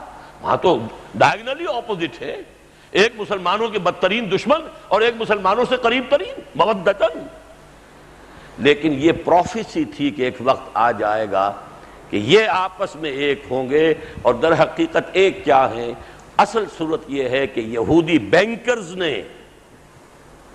خاص طور پر west white Anglo Saxon Protestants کو اپنے شکنجے میں جکڑ لیا، پورا عالم عیسائیت ان کے قبضے میں۔ they are using it against the Muslims and Islam۔ اصل جو مقابلہ ہے، اصل جو مارکا ہے، دنیا کو ہے پھر مارکا ہے روح و بدن پیش، تہذیب نے پھر اپنے درندوں کو ابھارا، اللہ کو پامر دیے مومن پہ بھروسہ، ابلیس کو یورپ کی مشینوں کا سہارا۔ وہ اسلام یا نور اللہ یا دین الحق ورسس دی جوز، یہود، یہ ہے مارکا آخری جو ہونا ہے، اور جو اپنے آخری منطقی انجام کو شاید اب وہ وقت زیادہ دور نہیں ہے کہ پہنچ جائے۔ اب در حقیقت یہ اعلی کار ہیں، پوری کرسچن ورلڈ یہ ان کے اعلی کار ہیں، پالیسی کو کنٹرول کر رہے ہیں۔ ابھی اسلام آباد میں ایک سیمینار تھا، اس میں راجہ ظفر الحق صاحب نے کہا ہے غالباً 30,000 ٹریلین ڈالرز کی مقروض ہے یونائٹڈ اسٹیٹس آف امریکہ کی حکومت یہودی بینکرز کی، ٹریلین، اور وہ بھی تھاؤزنڈ آف ٹریلینز۔ اور میں یہ ندائے خلافت میں تو یہ مضامین شائع بھی کر چکا ہوں، وائٹ کرسچین ملیشیاز جو اب وہاں پر امریکہ میں southern states of U S A اور ویسٹرن اسٹیٹس میں عیسائی، وہ کہتے ہیں ہمارے دشمن نمبر 1 یہودی ہیں، نمبر 2 مسلمان، نمبر 3 بلیک امریکنز، چاہے مسلمان ہو چاہے یہود چاہے وہ عیسائی ہوں، اور سب سے پہلا دشمن ہے یہودی۔ اور ہماری جو federal government of the United States of America ہے وہ زائنسٹ آکوپائڈ گورنمنٹ ہے، and we are going to wage a new civil war against them۔ there's the cry of civil war۔ لیکن جب تک وہ شکل میچور ہوگی، یہودی اس پوزیشن میں ہے کہ جس طرح یو ایس ایس آر کے ٹکڑے اڑا دیے ہیں، ایک ہاتھ ان کا لیور پر جنبش کھائے گا، اور سٹاک ایکسچینج میں وہ زلزلہ آئے گا کہ قیامت برپا ہو جائے گی امریکہ کے اندر، اور ٹکڑے بکھر جائیں گے اس کے۔ U S S R astronauts جس کے گئے سب سے پہلے، اور وہاں ڈبل روٹی نہیں رہی۔ پتہ نہیں آپ نے وہ تصویر دیکھی تھی کہ نہیں، مجھے یاد نہیں، ٹائم یا نیوز ویک میں کمر پر ایک بوڑھی عورت، بہت بوڑھی رشین عورت، اور شدید سردی کے موسم میں ایک مچھلی لینے کے لیے اپنا پل اوور دے رہی ہے، اپنا پورا سویٹر دے رہی ہے کہ مجھے ایک مچھلی دے۔ یہ super power of the world. لیکن یہ اکنامکس کا گیم ہے، کسی بھی وقت جن کے ہاتھ میں یہ لیور ہے وہ کوئی شکل کر سکتے۔ ہمارے ہاں بھی ایک چھوٹا سا نقشہ جو ہے آٹے کی قلت کا وہ سامنے آ چکا ہے، دنگے ہوئے ہیں، لوٹ مار ہوئی ہے، ذرا سا اگر یہ لمبا کھنچ جاتا تو کیا نہ ہوتا ہے۔ بہرحال یہ سمجھ لیجئے کہ اب صورت یریدون لیطفئوا نور اللہ بافواہہم، آج وہ زائنسٹ، جوش، وہ مائنورٹی یریدون جو فائل تھے اس وقت بھی یریدون کے، اور آج بھی فائل ہیں اس یریدون کے، وہ بھی اس وقت بھی اپنی طاقت کے بل پر نہیں تھے، دوسروں کو چڑھا رہے کہ لا رہے تھے، آج بھی وہ امریکہ کہہ لیجئے، یونائٹڈ نیشنز کہہ لیجئے، ویسٹ کہہ لیجئے، یا پوری کرسچن ورلڈ کہہ لیجئے، اس کو یوز کر رہے ہیں. لیکن یہ یریدون لیطفئوا نور اللہ بافواہہم واللہ متم نورہ، لیکن یہ کہ بالفعل یہ ناکام ہوں گی. آئیں گے اپس اینڈ ڈاؤنز آئیں گے. آخر غزوہ بدر کے بعد غزوہ احد بھی تو آ گیا تھا.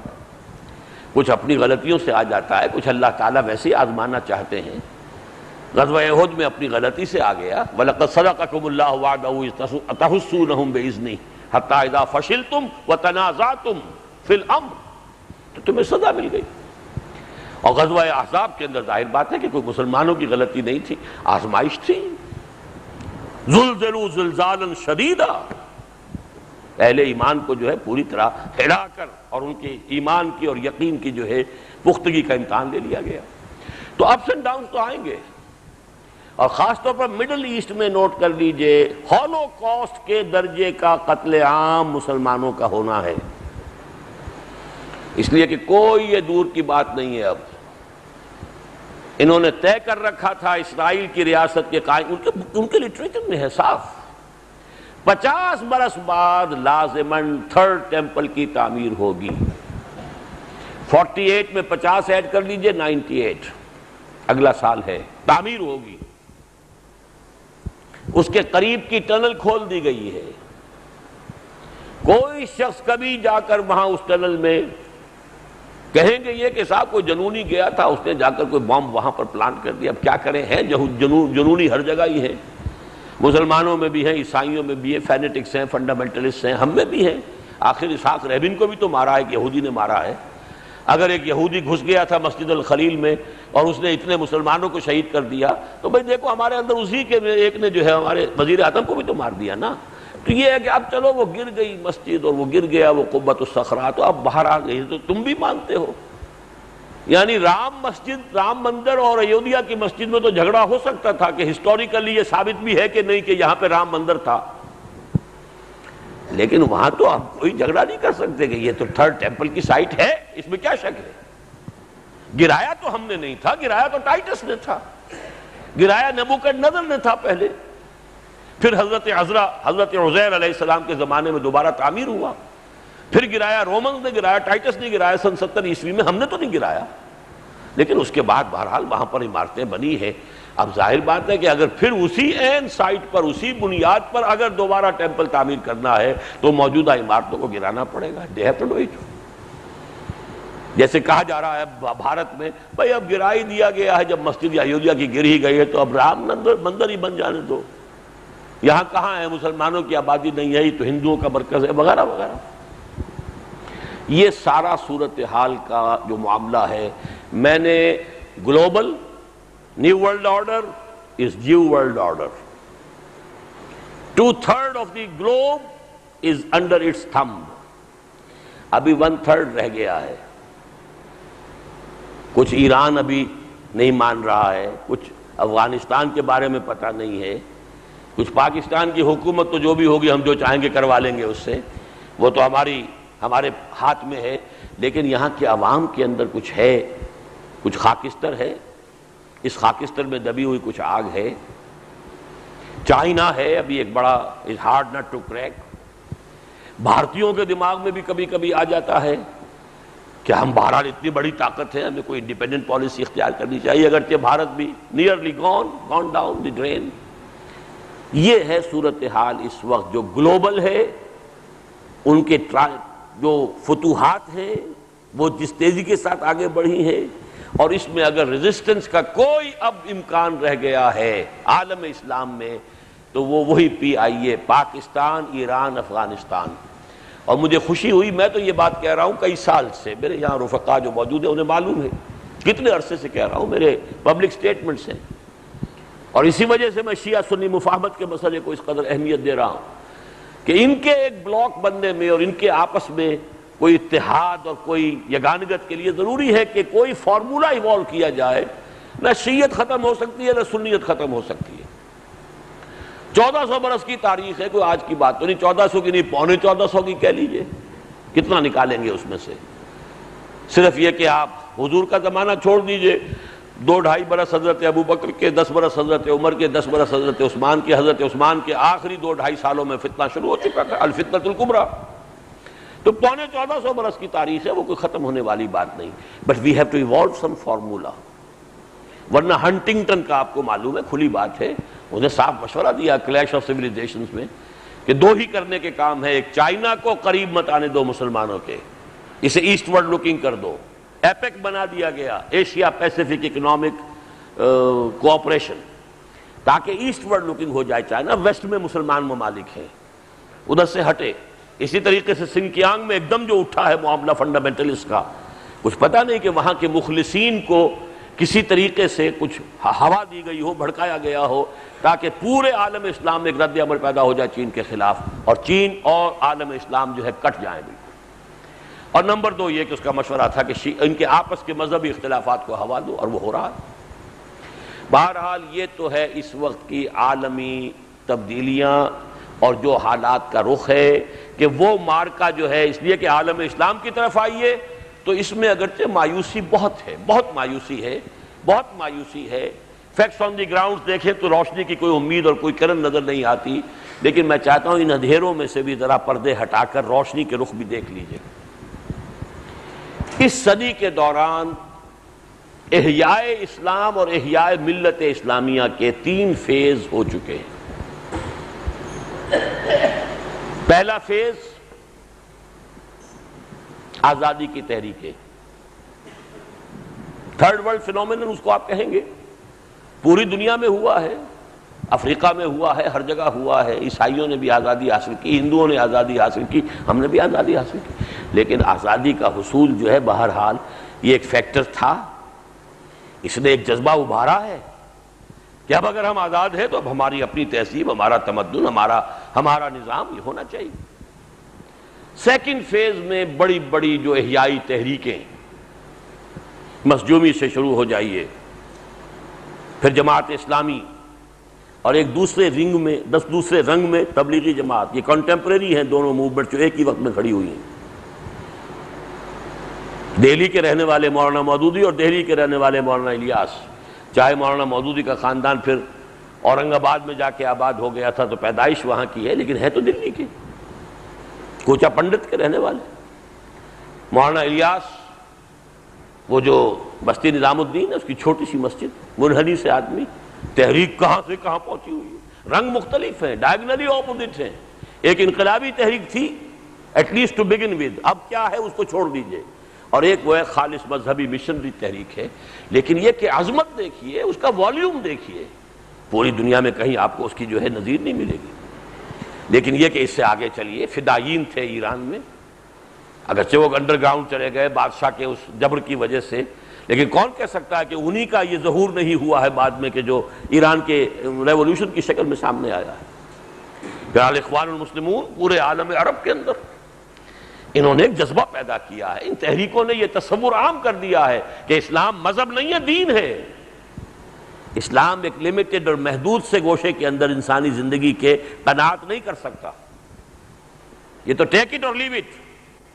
اس کا مطالبہ یہ، یا مجھے لو تو پورے کو لو، اور نہیں تو دفع ہو جاؤ، مجھے تمہاری ضرورت نہیں. You require me, I don't require you. اسلام کی شان تو یہ ہے. یہ خیال پیدا ہو چکا ہے، بہت بڑے پیمانے پر ہو چکا ہے. اور تیسرا کام یہ ہوا ہے، قرآن مجید کا خاص طور پر چرچا اور جدید تعلیم یافتہ لوگوں کا بھی رجوع کرنا قرآن کی طرف. اس لیے کہ وہ حدیث میں آپ کو سنانا چاہتا ہوں، حضرت عمر راوی ہیں رضی اللہ تعالی عنہ کہ حضور نے فرمایا، مسلم شریف کی روایت ہے، ان اللہ یرفع بہذا الکتاب اقواما ویضع بہ آخرین.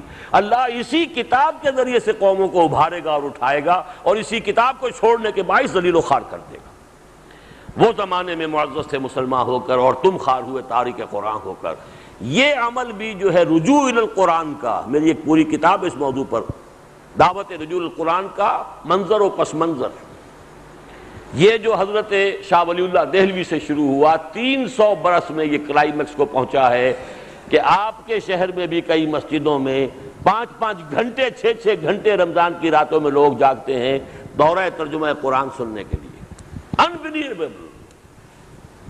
کبھی تراویح ایسی بھی سنی تھی، کبھی قرآن کانفرنسز کا نام بھی سنا تھا، کبھی قرآن کالجز کا نام بھی آیا تھا، کبھی قرآنی تربیت گاہوں کا معاملہ بھی ہوا تھا، کبھی صرف درس قرآن کی محفل۔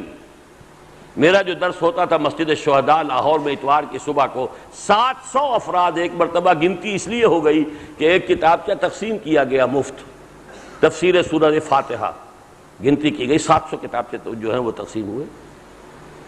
نہ کوئی سیاسی بحث، نہ کوئی فرقے وارانہ بحث، صرف قرآن۔ تو رجوع القرآن کا جو پروسیس ہے وہ بھی در حقیقت جس کو کہا جاتا ہے کہ قرآن نازل ہوا حجاز میں، پڑھنے کا حق ادا کیا مصریوں نے، کتابت کا، حسن کتابت کا حق ادا کیا ترکوں نے، اور سمجھنے کا حق ادا کیا ہندیوں نے۔ اس دور کے اندر اس معاملے میں جتنا کام یہاں ہوا کہیں نہیں ہوا۔ آپ کو مصر میں کام ملے گا فقہ کا، حدیث کا، جو کام دنیا میں ہو رہا، یا قرآن کی صرف وہ چھاپ کر اس کو تقسیم کرنے کا، جو سعودی عرب بھی کر رہا ہے، ایران بھی کر رہا ہے۔ ظاہر بات ہے کہ والیوم جو ہے سعودی عرب کا بہت بڑا ہے، خوبصورت قرآن، بہت اچھا مجلد، بہت عمدہ کاغذ پر، بہت پیارا وہ شائع ہو رہا ہے، تقسیم ہو رہا ہے، لیکن یہ کہ فہم قرآن، فکر قرآن، فلسفہ قرآن، حکمت قرآن، دعوت قرآن، انقلاب قرآن، یہ کہاں ہے؟ اس اعتبار سے نوٹ کیجئے کہ یہ 3 فیزز اس کے ہو گئے ہیں، اور میرے نزدیک اس اعتبار سے بھی ہم فائنل فیز کی طرف پیش قدمی کر رہے ہیں۔ یہ میں نے آپ کے سامنے اسلام کا احیاء وہ آئے گا، ظاہر بات ہے کہ یہ وہ احیاء کا جذبہ ہے، چاہے وہ مس لیڈ ہے، مس گائیڈڈ ہے، مس گائیڈڈ میزائلز کے طور پر بھی وہ جماعہ اسلامیہ اگر ہے مصر کی، مس گائیڈڈ میزائلز ہیں۔ اگر وہ جو بھی اب سپلنٹر گروپس ہیں FIS کے الجزائر میں، وہ مس گائیڈڈ میزائلز ہیں۔ وہ جوش اور جذبے کے اندر تو کوئی شک نہیں، خلوص و اخلاص میں کوئی شک نہیں، جانے دینا ظاہر بات ہے کہ انہی کے لیے ممکن ہوتا ہے کہ جو کسی مقصد کے ساتھ ٹوٹلی آئیڈینٹیفائی اپنے آپ کو کر چکے ہوں۔ پھانسی کے پھندے چوم کر گلے میں ڈال لینا، اس کے بغیر تو ممکن نہیں ہے کہ آپ کی موٹیویشن انتہائی درجے کی ہو، لیکن راستہ صحیح نہیں ہے، طریقہ صحیح نہیں ہے۔ وہ اپنی جگہ، اس کو چھوڑ دیجئے اس وقت، لیکن جذبہ آج سے تقریباً یوں سمجھیے کہ 40 سال پہلے نعیم صدیقی صاحب نے یہ اشعار کہے تھے، ہے ایک ہی جذبہ کہیں واضح کہیں مبہم، ہے ایک ہی نغمہ کہیں اونچا کہیں مدھم۔ یہ پورا کا پورا جو عالم اسلام کے اندر یہ وہ جذبہ، افغانستان میں کیا ہوا، ایران میں کیا ہوا، تقریباً 30,000 انسانوں نے جانیں دی ہے، تب شاہ کو بھاگنا پڑا کہ 2 گز زمین بھی مل نہ سکی کوئے یار میں۔ جو کچھ افغانستان میں ہوا ٹھیک ہے، وہ حریت کا معاملہ بھی تھا، یہ قوم کبھی غلام رہی نہیں ہے۔ مارگریٹ تھیچر نے جا کر کہا تھا جب طورخم پر ایڈریس کیا اس نے ایک اجتماع کو، We learned our lesson and the Russians will also very soon learn their lesson۔ ہم نے 3 جنگیں لڑی تھی افغانوں کے خلاف، تو ہمیں بھی سبق ہم نے سیکھ لیا تھا، روسی بھی جلد ہی سیکھ لیں گے۔ یہ قوم شکست کھانے والی اور یہ قوم غلام ہونے کے لیے تیار نہیں ہے۔ بہرحال یہ ہے وہ کیفیت جس کا میں اب تک تذکرہ کر رہا ہوں کہ اب یہ عالمی سیاست جا کدھر رہی ہے۔ Final confrontation between these 2 opposing forces، اسلام یریدون لیطفئوا نور اللہ بافواہہم واللہ متم نورہ ولو کرہ الکافرون، یریدون ان یطفئوا نور اللہ بافواہہم ویابی اللہ الا ان یتم نورہ ولو کرہ الکافرون، هو الذی ارسل رسولہ بالہدی ودین الحق لیظہرہ علی الدین کلہ ولو کرہ المشرکون۔ اب اس دوسری آیت پر آئیے۔ دین کا یہ غلبہ صغرا کبرا کے حوالے سے میں آپ کے سامنے واضح کر چکا کہ منطقی طور پر ثابت ہے، اگر محمد رسول برحق ہیں اللہ کے صلی اللہ علیہ وسلم، اگر قرآن حق ہے، کلام ہے اللہ کا، تو یہ صغرا کبرا جوڑ کر لازماً ثابت ہوتا ہے کہ کل روئے ارضی پر اللہ کے دین کا غلبہ ہوگا، جیسا کہ اس وقت جزیرہ نماء عرب میں بنفس نفیس محمد رسول اللہ کے دست مبارک سے ہو گیا۔ لیکن اسی کی کلیئر وضاحتیں اور کلیئر پیشن گوئیاں، کلیئر پروفیسیز موجود ہیں احادیث کے اندر۔ ایک حدیث میں حضور نے 5 ادوار گنوا دیے اپنے دور سے لے کر قیامت تک، تکون النبوۃ فیکم ما شاء اللہ ان تکون ثم یرفع اللہ ذا شاء یرفع، مسلمانوں نبوت تمہارے مابین رہے گی جب تک اللہ چاہے گا، پھر اللہ اسے اٹھا لے گا جب اٹھانا چاہے گا، یعنی میں رہوں گا تمہارے مابین جب تک اللہ کی مرضی ہے، پھر جب اللہ چاہے گا مجھے اٹھا لے گا، میرا انتقال ہو جائے گا، دور اول ختم ہو جائے گا۔ ثم تکون خلافۃ علی منہاج النبوۃ، پھر خلافت علی منہاج النبوۃ، نبوت کے نقش قدم پر خلافت قائم ہوگی۔ فتکون ما شاء اللہ ان تکون، وہ بھی رہے گی جب تک اللہ چاہے گا، ثم یرفع اللہ اذا شاء یرفع، پھر اللہ جب چاہے گا اٹھا لے گا۔ ثم تکون ملکا عاضا، پھر آئے گا ایک کٹ کھنی ملوکیت کا دور، اب بادشاہت ہو جائے گی، چاہے نام ان کے خلفاء ہی کہلاتے تھے، وہ چاہے وہ بنو عباس کے تھے، بنو امیہ کے تھے، چاہے وہ آٹومانز تھے، خلفاء کہلاتے تھے تو بادشاہ، وہی محل، وہی عیش، وہی قتل و غارت، آخر ہوا کہ نہیں ہوا؟ کربلا کے میدان سے شروع ہو کر حرہ کے واقعے سے گزرتے ہوئے محمد بن قاسم کو شہید کرنے میں آخر سوچئے کیا چیز تھی؟ سینکڑوں تابعین کی شہادت ہو رہی ہے حجاج بن یوسف کے ہاتھوں، یہ کاٹ کھانے والی ملوکیت۔ فرمایا یہ بھی ختم ہو جائے گا جب اللہ چاہے گا۔ ثم تکون ملکن جبرین، پھر آئے گا چوتھا دور ملکن جبرین، بادشاہت ہوگی مجبوری والی، جس کا مفہوم میں نہیں سمجھتا کہ صحابہ نے اس وقت کیا سمجھا ہو۔ آج ہم پر واضح ہے کہ اس سے مراد ہے غلامی والی بادشاہت، یعنی بادشاہ کوئی اور ہوگا، تم غلام ہوگے، تاج برطانیہ کے غلام، ملکہ وکٹوریہ کے غلام، جارج ششم کے غلام، ایڈورڈ ہفتم کے غلام، پھر کہیں کوئی ولندیزیوں کے غلام، کہیں کوئی اطالویوں کے غلام، کہیں کوئی کسی کے غلام۔ یہ چوتھا دور تھا کولونیل رول کا، اور یہ چوتھا دور اس صدی کے وسط میں بظاہر ختم ہو کر ایک دوسری شیپ میں شروع ہو گیا۔ میں مثال دیا کرتا ہوں، یہ کراچی کی کورنگی 4.5 نمبر اور پھر 5 نمبر، یہ ہم درمیان میں آئے ہیں چوتھے فیز کے۔ ڈائریکٹ رول، وہ کولونیل رول کا ڈائریکٹ رول والا فیز ختم ہوا، اور ایک عالمی مالیاتی استعمار کا بستر بچھنا شروع ہو گیا۔ دم لیا تھا نہ قیامت نے ہنوز، پھر تیرا وقت سفر یاد آیا۔ دیکھیے مڈل آف دی سینچری ہی میں تو یہ آزادیاں شروع ہوئی تھیں، 1950 میں ورلڈ بینک بن گیا۔ یہ سنکرونائز کیسے کر رہی ہیں ایونٹس؟ ورلڈ بینک، IMF، یہ ہے مالیاتی استعمار۔ اب براہ راست رول کرو گے تو لوگوں کے اندر دشمنی پیدا ہوگی، ان کے جذبات بھڑکیں گے، کچھ غیرت مند نوجوان ہوں گے، وہ تمہیں ماریں گے، تم انہیں مارو گے، کیا فائدہ ہے؟ آم کھانے ہیں، پیڑ گرنے سے فائدہ کیا ہے؟ انہیں ایسا کرو کہ ان کو اکنامک ریجنز میں تقسیم کر دو، اپنے قرضوں کے جکڑ بند کے اندر پھنسا لو، محنت وہ کریں، کوشش وہ کریں، جدوجہد وہ کریں، لیبر ان کی ہو، خام مال ان کا ہو، مینجمنٹ تمہاری ہو، ٹیکنالوجی تمہاری ہو، پھر یہ کہ پیسہ تمہارا ہو، اور اس سے تم ملائی کھینچتے جاؤ اور چھاچھ ان کے لیے چھوڑتے جاؤ۔ یہ گوئمز ہیں، جینٹائلز ہیں، انسان نما حیوان ہیں، ان کا خون چوسنا ہمارا حق ہے، انہیں ایکسپلائٹ کرنا ہمارا حق ہے، دینی حق ہے، اس لیے کہ انسان صرف جیوز ہیں، باقی تو انسان نما حیوان ہیں، انہیں لوٹو، کھسوٹو، دھوکہ دو، چیٹ کرو، تالمود کے اندر صریح چیزیں موجود ہیں۔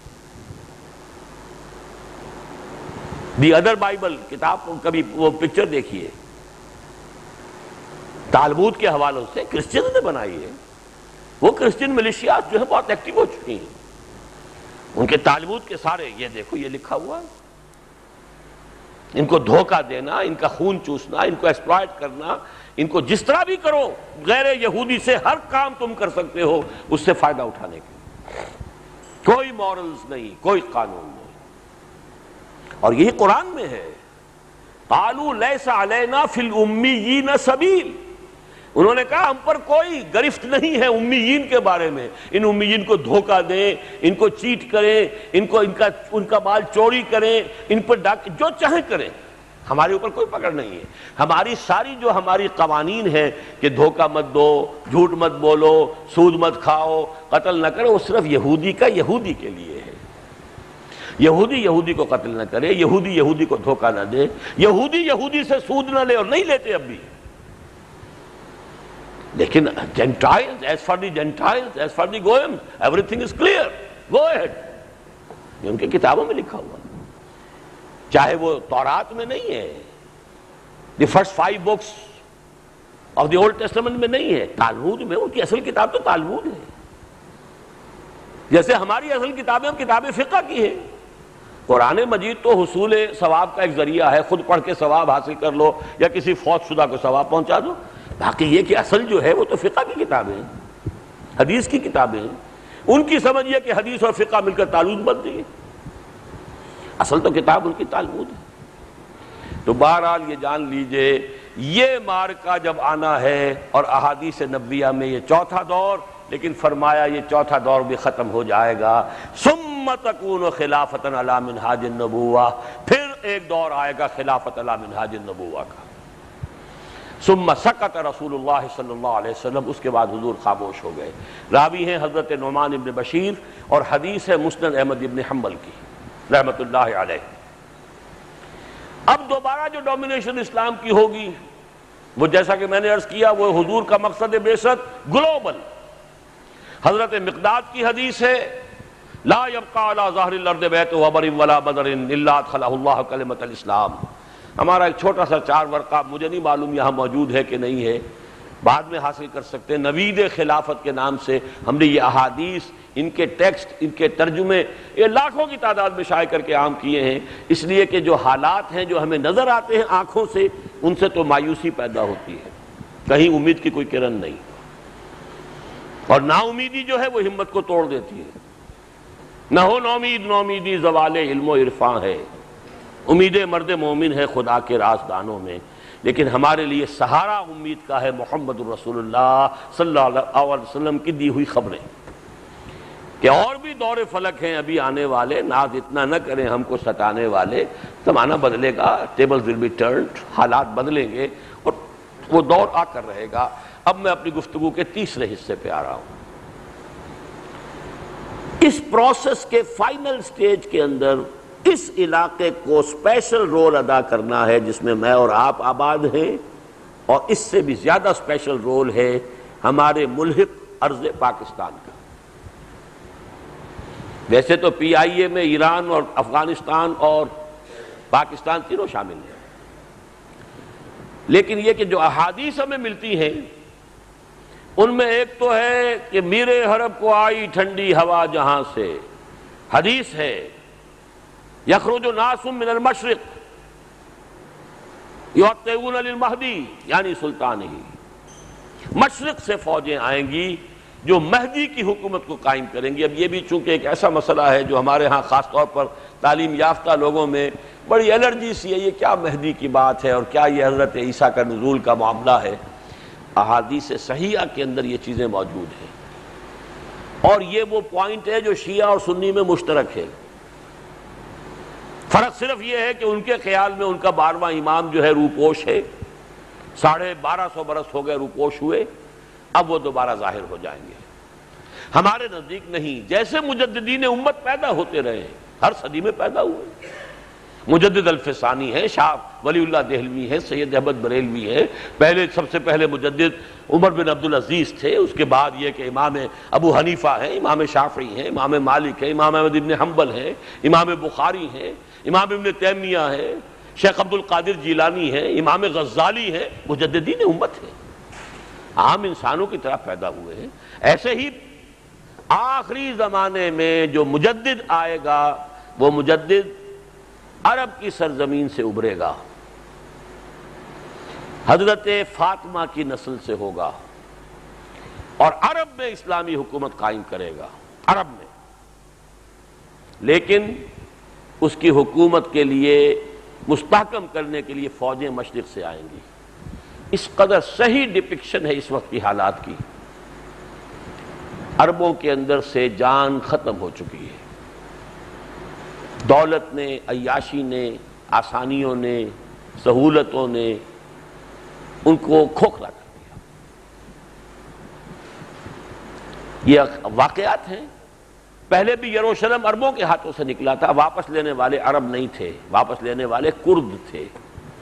صلاح الدین ایوبی کرد. اب پھر عرب نکلا ہے، یروشلم عربوں کے ہاتھ سے نکلا ہے. واپس یہ نہیں لے سکتے. واپس لینے کے لیے صریح حدیث ہے، صریح ترمذی کی روایت ہے. یخرج من خراسان رایات سود لا یردها شیء حتی تنصب بإیلیا. خراسان کے علاقے سے سیاہ پرچم برآمد ہوں گے کہ جن کا رخ کوئی بھی موڑ نہیں سکے گا جب تک کہ وہ ایلیا میں جا کر نصب نہ ہو جائیں. اس حدیث کو سمجھنے کے لیے خراسان اور ایلیا سے حضور کے زمانے میں کیا مراد لیا جاتا تھا اس کو سمجھ لیجئے. دی گریٹر خراسان، خراسان بزرگ of the days of the prophet صلی اللہ علیہ وسلم، وہ ایک بہت بڑا علاقہ تھا جس کا ہارٹ ہے موجودہ افغانستان. تھوڑا سا جو جنوبی دشت ہے اس کا صحرا، اس کو چھوڑ دیجئے. Nearly 2/3 of Afghanistan was the heart of خراسان حضور کے زمانے میں. تھوڑا سا علاقہ ایران کا تھا جو اب بھی خراسان کے نام سے ہے، اور اس کا ایک صوبہ ہے ایران کا، اور اس میں حال ہی میں بہت بڑا زلزلہ آیا ہے جس میں ہزاروں انسان جو ہیں وہ ختم ہوئے. اور کچھ پاکستان کا علاقہ ہے، میری تحقیق کے مطابق مالاکٹ ڈویژن پورا کا پورا ہے. باقی پاکستان کا کچھ علاقہ اور ہے. یہ ہے خراسان. اور ایلیا حضور کے زمانے میں کہتے تھے یروشلم کو. گویا کہ اس حدیث میں اس کی بھی وضاحت ہے کہ یروشلم مسلمانوں کے ہاتھوں سے نکل جائے گا. اس کو لینے کے لیے خراسان کی جانب سے فوجیں آئیں گی جو واپس لیں گی، ریکلیم کریں گی. یہ حدیث جو ہے یہ ترمذی شریف کے اندر موجود ہے. ان کے حوالے سے معلوم ہوتا ہے، دیکھیے یہ دو چیزیں نوٹ کر لی، اس لیے میں نے ملت اسلامیہ پاکستان خاص طور پر کہا. دیکھیے افغانستان میں جو کچھ ہو رہا ہے اس میں ہمارا کوئی ایکٹیو پارٹیسپیشن ممکن نہیں ہے. ان کے ساتھ ہمدردیاں ہوں، ان کے ساتھ دعائیں ہم کریں ان کے لیے، اللہ تعالیٰ جلد از جلد وہاں پر ایک مضبوط حکومت قائم کر دے. اسلام بھی بدنام ہو رہا ہے دنیا میں، مسلمانوں پر بھی اس کی بدنامی کا حصہ آ رہا ہے. لیکن یہ کہ اب آثار ہیں انشاءاللہ. میرا یہ خیال ہے کہ یہ آخری جو ہے مارکا ہے. اس کے بعد یہ تو ہو سکتا ہے کہ یہ مزار شریف کا علاقہ جو ہے یہ کٹ جائے. یہ علاقہ وہ ہے جس کو رشینز کسی صورت میں بھی افورڈ نہیں کر سکتے کہ یہ طالبان کے قبضے میں چلا جائے. اس لیے کہ ان کی ملحق ریاستیں ان کے ساتھ جو ہیں، جو ابھی تک رشین سے بڑھ کر کمیونسٹ ہیں. وہاں کمیونزم مر چکا ہے، یہاں اب بھی موجود ہے. لہذا یہاں کا مسئلہ جو ہے ذرا مختلف ہے. لیکن میں کہتا ہوں کہ ڈیوائڈ، اگر پاکستان ڈیوائڈ ہو گیا، مشرقی پاکستان علیحدہ ہو گیا، مغربی پاکستان علیحدہ ہو گیا، اگر افغانستان کا بھی ایک چھوٹا سا ٹکڑا علیحدہ ہو جائے، بقیہ پورے افغانستان کے اوپر اگر ایک اسلامی حکومت قائم ہو جائے تو اس سے بڑھ کر ہمیں اور کیا پسند ہوگا. اور اس کے آثار ہیں. البتہ وہاں ڈیفیشنسی کیا ہے؟ وہاں یہ کٹر جو ہمارے علماء کا طبقہ ہے وہ اب سامنے آیا ہے. وہ یونیورسٹی سے ابھرنے والے فنڈامنٹلسٹ گلبدین حکمت یار اور ربانی صاحب وغیرہ وغیرہ، وہ اب تقریباً وہاں پر نان اینٹی بن چکے ہیں، ان کی کوئی حیثیت نہیں رہی. ان لوگوں کے ہاں ذہنی وسعت بھی تھی، جدیدیت بھی تھی، اور اسی حوالے سے انہیں جو ہے یہ نیو ورلڈ آرڈر زیادہ بڑا دشمن سمجھتا تھا اپنا. ان کا خیال تھا کہ یہ جو فنڈامنٹلسٹ جو ٹریڈیشنل مولوی ہیں یہ تو ہمارے ساتھ ریکنسائل کر لیں گے جیسے سعودی عرب نے کیا ہوا ہے. سعودی عرب میں آخر یہ مذہب اسلام کی کون سی کمی ہے؟ نماز، روزہ، حج، زکوٰۃ، اس میں کوئی کمی ہے؟ وہاں مذہب اسلام جو ہے وہ تو اپنے پورے ذہنیت کے ساتھ موجود ہے. ہاں یہ کہ اس کے باوجود وہ ہمارے ساتھ ہے. تو ان کا خیال یہ تھا. باقی اگر ان پر اعتراض کیا جاتا ہے کہ صاحب وہ ان کو تو سپورٹ امریکہ کی تھی اور آئی ایس آئی کی تھی، تو میں ان سے کہتا ہوں پورے جہاد افغانستان کو امریکہ کی سپورٹ تھی کہ نہیں تھی؟ یہ تو مکروا ومکر اللہ واللہ خیر الماکرین. امریکہ نے رشیا کو ناکام کرنے کے لیے مجاہدین کی مدد کی افغانستان میں. ان کا پیسہ، ان کے ہتھیار، مرنے والے مسلمان تھے، لیکن یہ کہ پیسہ کس کا تھا اور ہتھیار کس کے تھے. اور ہم نے بھی اس میں سے کمیشن وصول کر کر کے یہاں کے جرنیل جو ہیں وہ بھی ارب پتی بن گئے، نہ معلوم کیا کچھ بن گئے. لیکن ظاہر بات ہے کہ وہ انہوں نے کیا تو اگر طالبان کی مدد کی تب بھی کوئی بڑی بات نہیں، غلط بات کیا ہے. لیکن جیسے وہ فنڈامنٹلسٹ اب ان کے گلے کا ہار بن رہے تھے، اب یہ فنڈامنٹلسٹ بھی ان کے گلے کا ہار بن رہے ہیں. وَمَكَرُوا وَمَكَرَ اللَّهُ وَاللَّهُ خَيْرُ الْمَاكِرِينَ، لیکن ان کے ہاں وہ فکر نہیں ہے جدید اسلامی ریاست کا کیا نقشہ ہوگا، اس کے کیا تقاضے ہوں گے، عہد حاضر میں نظام خلافت کی کیا شکل بنے گی، کیا صورت ہوگی۔ جو فنڈامنٹل پرنسپلز ہیں خلافت کے، انہیں قرآن اور سنت اور خلافت راشدہ سے ڈرائیو کر کے آج کی دنیا میں جو انسٹیٹیوشنز ڈیولپ کیے گئے ہیں ان میں کیسے ٹرانسلیٹ کیا جائے گا، یہ پروسیس جو ہے وہ وہاں پر اس کا فہم رکھنے والے سمجھنے والے لوگ نہیں ہیں۔ اس حوالے سے 400 برس سے مجددین امت ہندوستان میں پیدا ہوئے، یہ بھی آخر ایسے ہی تو نہیں ہو گیا۔ حدیث میں آپ کو سنا چکا ہوں مجددین امت کے بارے میں، ان اللہ یبعث فی هذه الامه علی راس کل 100 عام من یجدد لها دینها، اللہ تعالیٰ اس امت میں ہر صدی میں ایسے لوگوں کو اٹھاتا رہے گا جو دین کی تجدید کر دیں گے، تازہ کر دیں گے دین کو۔ 1000 برس تک سارے مجددین عالم عرب میں آئے، اور 400 برس پچھلے جو ہیں دوسرا 1000 سال آیا تو مجدد الف ثانی شیخ احمد سرہندی ہند، عبد الحق محدث دہلوی ہند، شاہ ولی اللہ دہلوی ہند، سید احمد بریلوی ہند، اور 14ویں صدی میں شیخ الہند جیسا مجاہد حریت، جس کو رکھا بھی ہے گرفتار کر کے تو مالٹا میں رکھا ہے، اقبال کے نفس سے ہے لالے کی آگ تیز، ایسے غزل سرا کو چمن سے نکال دو، جیل سے بھی کہیں اس کے تلفظ کے اثرات جو ہیں وہ کہیں ہندوستان کے اندر کو آگ نہ لگا دیں۔ مالٹا، علامہ اقبال جیسا مفکر، مولانا مودودی جیسا مصنف، مولانا الیاس جیسا مبلغ، آپ پوری دنیا میں مجھے ڈھونڈ کر دکھا دیجئے، لے دے کے ایک شخص آئے گا مقابلے میں، حسن البنا شہید رحمت اللہ علیہ، لیکن وہ نہ مفکر تھے نہ مصنف تھے، جذبہ بے پناہ تھا، اس میں کوئی شک نہیں، خلوص و اخلاص، جذبہ، آگ بری ہوئی، لیکن فکر، تصنیف، تالیف نہیں، خلا تھا۔ مولانا مودودی کی تحریریں گئی ہیں، ٹرانسلیٹ ہو کر اس سے وہ خلا پر ہوا ہے، تو معلوم ہوتا ہے کہ اس ریجن سے اللہ کی کوئی مشیت وابستہ ہے۔ 400 برس کی تاریخ میں نے آپ کے سامنے رکھی ہے، اس میں ایڈ کر لیجئے خلافت کے خلاف سازشیں ہو رہی تھیں، خلافت کو ختم کرنے کی کوششیں ہو رہی تھی، پورے عالم اسلام میں کسی کے کان پر جوں تک نہیں رینگی، تحریک چلی تو ہندوستان میں، مولوی اماں محمد علی کی جان بیٹا خلافت پہ دے دو، پورا ہندوستان جو ہے گونج اٹھا، گاندھی کو شریک ہونا پڑا تحریک خلافت میں، پوری دنیا میں تھرڈ ورلڈ فینومینن آزادی کی تحریکیں چلی، مذہب کو انووک کیا گیا صرف یہاں، پاکستان کا مطلب کیا، لا الہ الا اللہ، سارے ممالک آزاد ہوئے، کہیں بھی کسی جگہ آپ کو یہ بات مل جائے گی جو آبجیکٹو ریزولوشن میں 12 مارچ 1949 کو یہاں آ گئی، سروری زیبا فقط اس ذات بے ہمتا کو ہے، حکمراں ہے ایک وہی باقی بتان آزری، sovereignty belongs to Allah. We don't claim any sovereignty for ourselves. The authority that we have is a sacred trust. And this authority can be exercised only within the limits prescribed by the real sovereign. اس سے بڑا توحید کا کلمہ کون سا ہوگا؟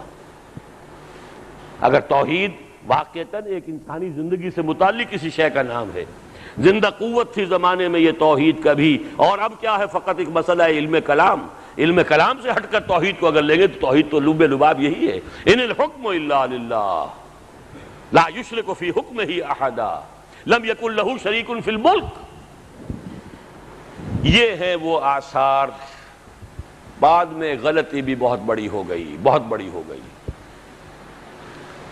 پاکستان بن گیا، objective resolution pass ہو گیا، اسلام کے دشمنوں کی طرف سے پہلا حملہ جو آیا اسے بھی مسلمان جھیل گئے، علماء جھیل گئے، انہوں نے ثبوت دیا اپنی بیدار مغزی کا، حاضر دماغی کا۔ یاد ہوگا سب سے پہلے شوشے یہ اٹھائے کہ کس کا اسلام، شیعہ کا کہ سنی کا، بریلوی کا کہ دیوبندی کا، کس کا اسلام؟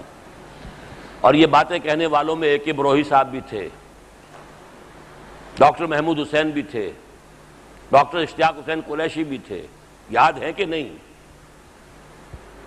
اس کا جواب دیا علماء نے۔ تمام مذاہب فکر اور تمام فرقوں کی ٹاپ کی قیادت 31 علماء اسی شہر کراچی میں جمع ہوئے، 22 basic principles of constitution agreed upon by all of them، لو بناؤ دستور۔ یہ قافلہ کاش، اب یہ کاش ہے، میں اس لیے استعمال نہیں کرنا چاہتا لفظ، وہ تو گیا زبان پر تو آ گیا، عادت ہے انسانی۔ مجھے حضور کی حدیث فوراً یاد آ گئی، اِنَّ کَلِمَةَ لَوْ تَفْتَحُ عَمَلُ الشَّیطان، یہ لو کا کلمہ کہ کاش ایسا ہو جاتا، یہ شیطان کا عمل شروع ہو جاتا ہے۔ ما شاء اللہ کان وما لم یشاء لم یکن، یہ حسرت آمیز کاش کہ یوں ہو جاتا، یہ بات ٹھیک نہیں۔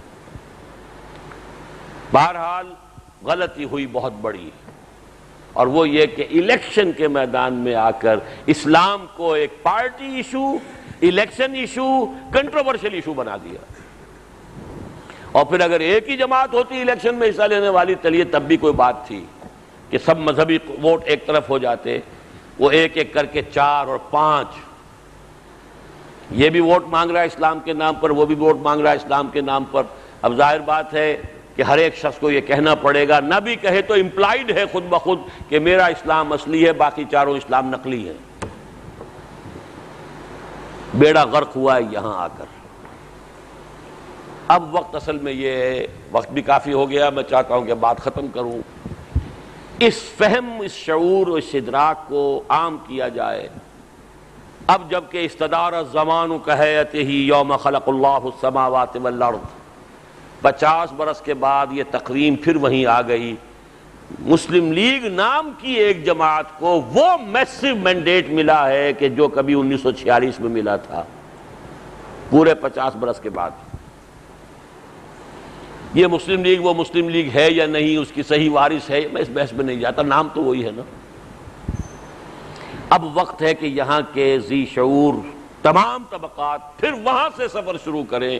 پہلے دستور کے اندر جو منافقت ہے کہ 2A بھی آ گئی ہے، لیکن 2A کے خلاف جو چیزیں ہیں قرارداد مقاصد کے منافی، وہ بھی اسی دستور میں موجود ہیں۔ اتنی بڑی آرٹیکل 227 موجود ہے، no legislation can be done here repugnant to the قرآن اینڈ دی سنہ، لیکن اسے CII کے کھڈا لائن لگا دیا ہے کہ یہ جو ہے عام دفعہ نہیں ہے، یہ تو کونسل آف اسلامک آئیڈیالوجی غور کرتی رہے گی، سفارشات دیتی رہے گی، سال بسال رپورٹیں آئیں گی، رپورٹیں اسمبلی میں پیش ہوتی رہیں گی، بس ان کی سفارشات کی تنفیذ یہ کوئی لازم نہیں ہے۔ ہزارہا صفحات پر انہوں نے رپورٹیں مرتب کر دیں، وہ الماریوں کے اندر جو ہیں جا کر جمع ہو گئیں یا ردی کے اندر بکی ہیں، لیکن یہ ہے کہ یہ ضرور ہے کہ کچھ علماء کو اچھی تنخواہیں مل گئیں، اچھے ان کو اب ہماری 5 اسٹار ہوٹل میں ٹھہرنا ہو گیا، ٹی اے ہو گیا، اللہ اللہ خیر صلی اللہ، زیرو اچیومنٹ ہے اس کی۔ شریعت کوڈ بنائی کہ یہ کرے گی اب کام، ٹھیک ہے بھائی، یہ دیکھے گی کیا اچھا شریعت کے خلاف ہے، لیکن دونوں ہتھکڑیاں بھی ڈال دی گئی دونوں ہاتھوں میں، اور دونوں پاؤں میں بیڑیاں ڈال دی گئی۔ دستور پاکستان اس سے بالا تر ہے۔ پروسیجرل لاز، CRPC اور یہ اور وہ سول کوڈ، یہ سب اس کے خلاف، اس سے باہر ہیں۔ آئلی قوانین بھی اس کے دائرے سے باہر ہیں، مالی قوانین بھی 10 سال تک اس کے دائرے سے باہر ہیں۔ وہ تو 10 سال ختم ہو گئے تو مالی قوانین والی ہتھکڑی کھل گئی، تو شریعت کوڈ کو موقع مل گیا۔ جسٹس تنزیل الرحمان صاحب، ابھی اللہ ان کی عمر دراز کرے، انہوں نے ایک بہت بڑا کام کیا، اور وہ بینک انٹرسٹ کے ربا اور حرام ہونے کا تاریخ ساز، میں نے نزدیک وہ اتنا ہی بڑا تاریخ ساز فیصلہ ہے جیسے کہ قرارداد مقاصد تاریخ ساز تھی۔ اس کو اب لے کر کے اس کام کو کیا جائے، اس لیے کہ آخری بات جو میں آپ سے عرض کر رہا ہوں، یہاں سے ہونا ہے جانے دینے کی قوت اور جنگ کے لیے بہترین ٹیرین افغانستان میں ہے۔ 400 برس کا علمی احیاء، اس کا تراث، اس کی میراث، اس کی وراثت، اس کے اثرات، اس کے باقیات الصالحات پاکستان میں۔ ان دونوں کے امتزاج سے، ان دونوں کے قرب سے، ان دونوں کی یگانگت سے، ان دونوں کے اتحاد سے ایک ماڈل اسلامک اسٹیٹ اگر قائم ہو جائے، اور یہ لفظ میں کیوں استعمال کر رہا ہوں، بہت سے حضرات کے علم میں ہوگا، میں نے پہلے بھی اپنے جمعوں کے خطبوں میں تذکرہ کیا ہے اس کا۔ یہ ڈاکٹر جاوید اقبال صاحب نے مجھ سے کہا، وہ جب دورہ کر کے آئے تھے ان تمام یہ جو ریاستیں ہیں، روسی ترکستان کی جو ریاستیں آزاد ہوئی ہیں، اور کہ آزاد کیا ہوئی ہیں، وہ نیم آزادی ہیں ابھی، وہ تو آزاد ہونا چاہتی ہی نہیں، انہیں تو زبردستی آزاد کیا گیا ہے۔ بہرحال جہاں بھی وہ گئے، چونکہ فارسی زبان ہر جگہ، علامہ اقبال کا 2/3 کلام فارسی میں، انتہائی محبوب علامہ اقبال سب کے، لہذا جیسے کوئی پیر زادہ ہو وہ اس طریقے سے ان کا استقبال ہوا۔ لیکن کہتے ہیں کہ ہر جگہ مجھ سے کہا گیا we need a model Islamic state. The Saudi model is not acceptable to us. It is based on monarchy. In the same way, Iranian model is also not acceptable to us. It's based on theocracy. We need a model. وہ model ہے کہ جس کے لیے یہ پاکستان وجود میں آیا تھا۔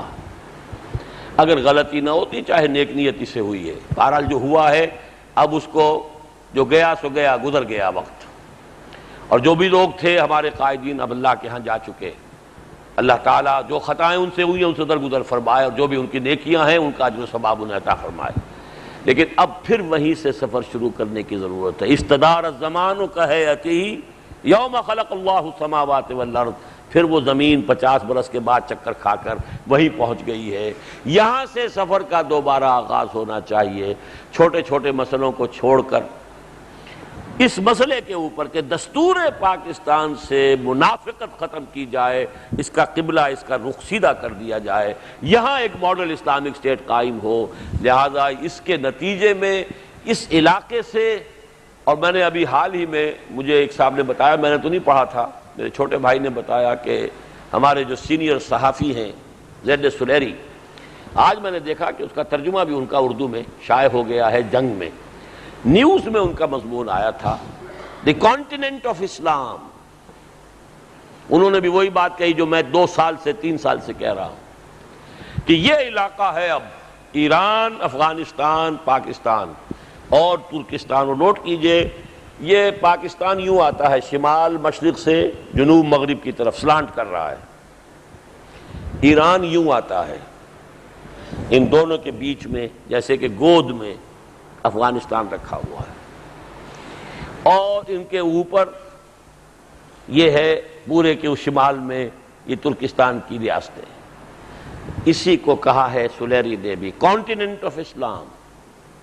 یہ اب آخری ہے دفاعی لائن، جیسے کبھی ناول لکھا تھا وہ جو لکھا کرتے تھے نسیم حجازی صاحب، آخری چٹان اس جوئش آنسلاٹ اور ان کا جو ورلڈ آرڈر اور ان کا نیا مالیاتی عالمی یہودی مالیاتی استعمار، اس کے لیے اگر ریزسٹنس ہو سکتی ہے تو یہاں۔ اور اس میں بہرحال ایرانیوں نے اپنے طرز پر جیسا بھی ہے ایک مذہبی حکومت بنائی، لیکن یہ ہے کہ وہ چونکہ ایک خاص مذہبی فکر ہی سے ابھری تھی، وہی ٹریڈیشن مولوی علماء ایران کے، وہ اپنے ان تنگ جو بھی سانچے بن چکے ہوتے ہیں مذہبی، ان سے باہر نہیں نکل سکے۔ اب کچھ لبرل کچھ ریڈیکل سنا ہے کہ یہ صاحب آئے ہیں، میں واقف نہیں ہوں، دونوں الفاظ استعمال کیے جا رہے ہیں ان کے بارے میں، کچھ لبرل بھی ہیں اور کچھ ریڈیکل بھی ہیں۔ اگر تو ڈاکٹر علی شریعتی کے فکر کا ان کے اوپر کچھ اثر ہے تو پھر معاشی ڈھانچہ جو ہے وہ ایران کا کچھ نہ کچھ صحیح اسلام کی طرف رخ کرے گا، ورنہ ابھی تک معاشی ڈھانچہ جوں کا تو ہے۔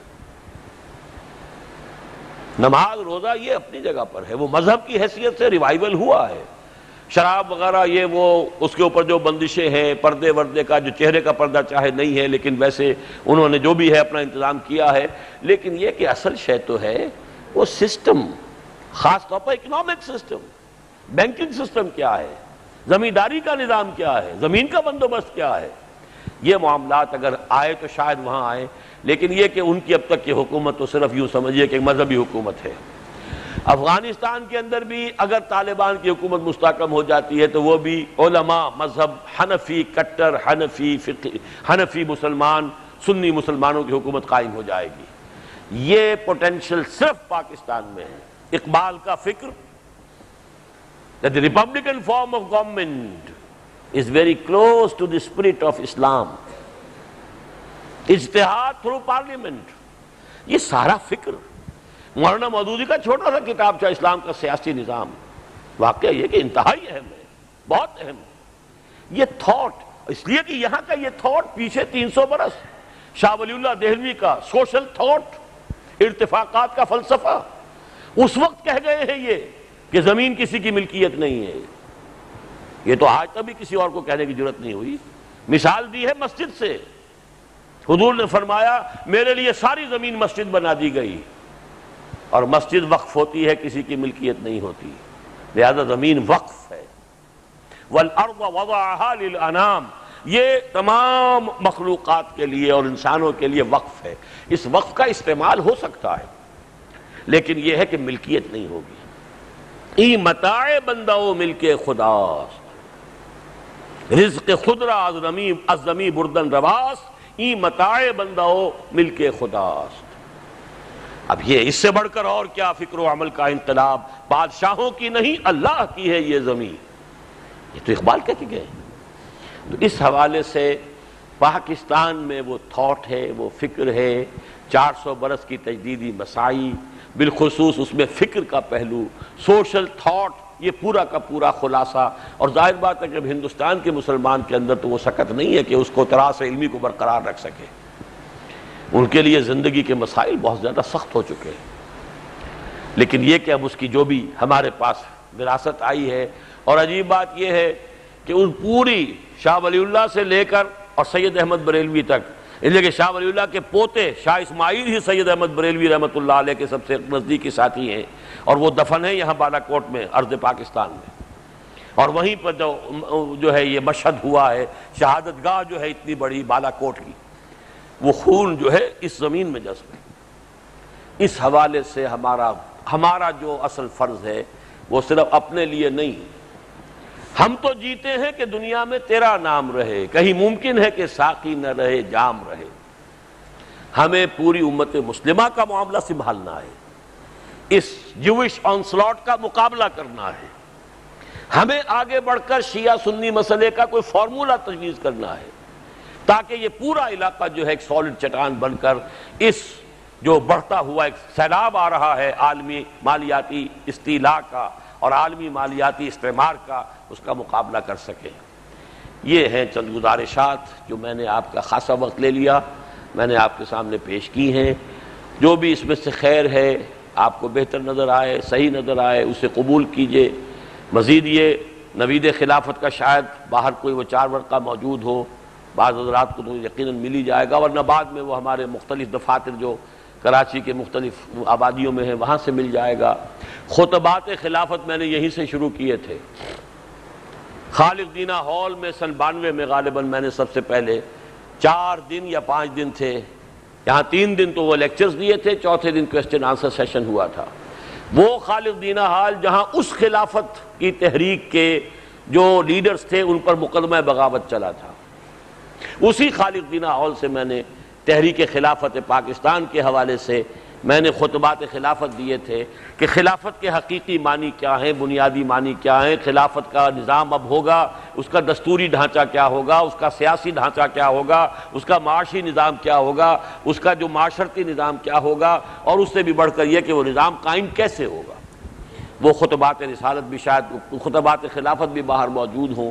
پھر ایک کتاب ہم نے شائع کی ہے حال ہی میں، عمران حسین ہیں، ویسٹ انڈیز کے ٹرینڈاڈ کے ایک بہت بڑے اسکالر ہیں، اگرچہ ان کی تعلیم یہی ہوئی ہے، اسی نارتھ ناظم آباد میں جو اسلامک سینٹر ہے ڈاکٹر فضل الرحمان انصاری صاحب نے جو قائم کیا تھا، وہاں سے وہ تعلیم حاصل کر کے گئے تھے ٹرینڈاڈ سے آ کر، اب امریکہ میں ایک وہ بڑے اسکالر ہیں۔ ان کی ایک کتاب ہے from Istanbul to Rabat. Istanbul میں 1924 سے خلافت ختم ہوئی، اس وقت سے لے کر 1969 تک جبکہ رباط میں پہلی اسلامک سمٹ ہوئی، وہ کیا تاریخ ہے کہ مسلمانوں نے دوبارہ اس خلافت کے ادارے کو وجود میں لانے کے لیے کیا کیا کوششیں کی، مصر میں کانفرنسیں ہوئیں، مکے میں کانفرنسیں ہوئیں، کیا کچھ ہوا ہے، اس کی روداد بھی اصحاب فکر کو ضرور اس کا مطالعہ کرنا چاہیے۔ ہمیں معلوم تو ہو کہ ہماری وحدت ملی کا ایک نشان تھا خلافت، وہ جب مٹا ہے تو اب ہم کہاں بھٹک رہے ہیں اور کون سی کوششیں ہوئی ہیں۔ ظاہر بات ہے کہ دوبارہ تو ہوگا تو اسی طرح ہوگا کہ پہلے کسی ایک سرزمین کے اندر وہ قائم ہوگا اور پھر وہ مشرق و مغرب کی طرف جو ہے اس کی توسیع ہوگی۔ اللہ تعالی ہمیں اس کے لیے قبول فرما لے۔ اقول قولی ھذا واستغفر اللہ لی ولکم ولسائر المسلمین نستغفرک ونتوب الیک۔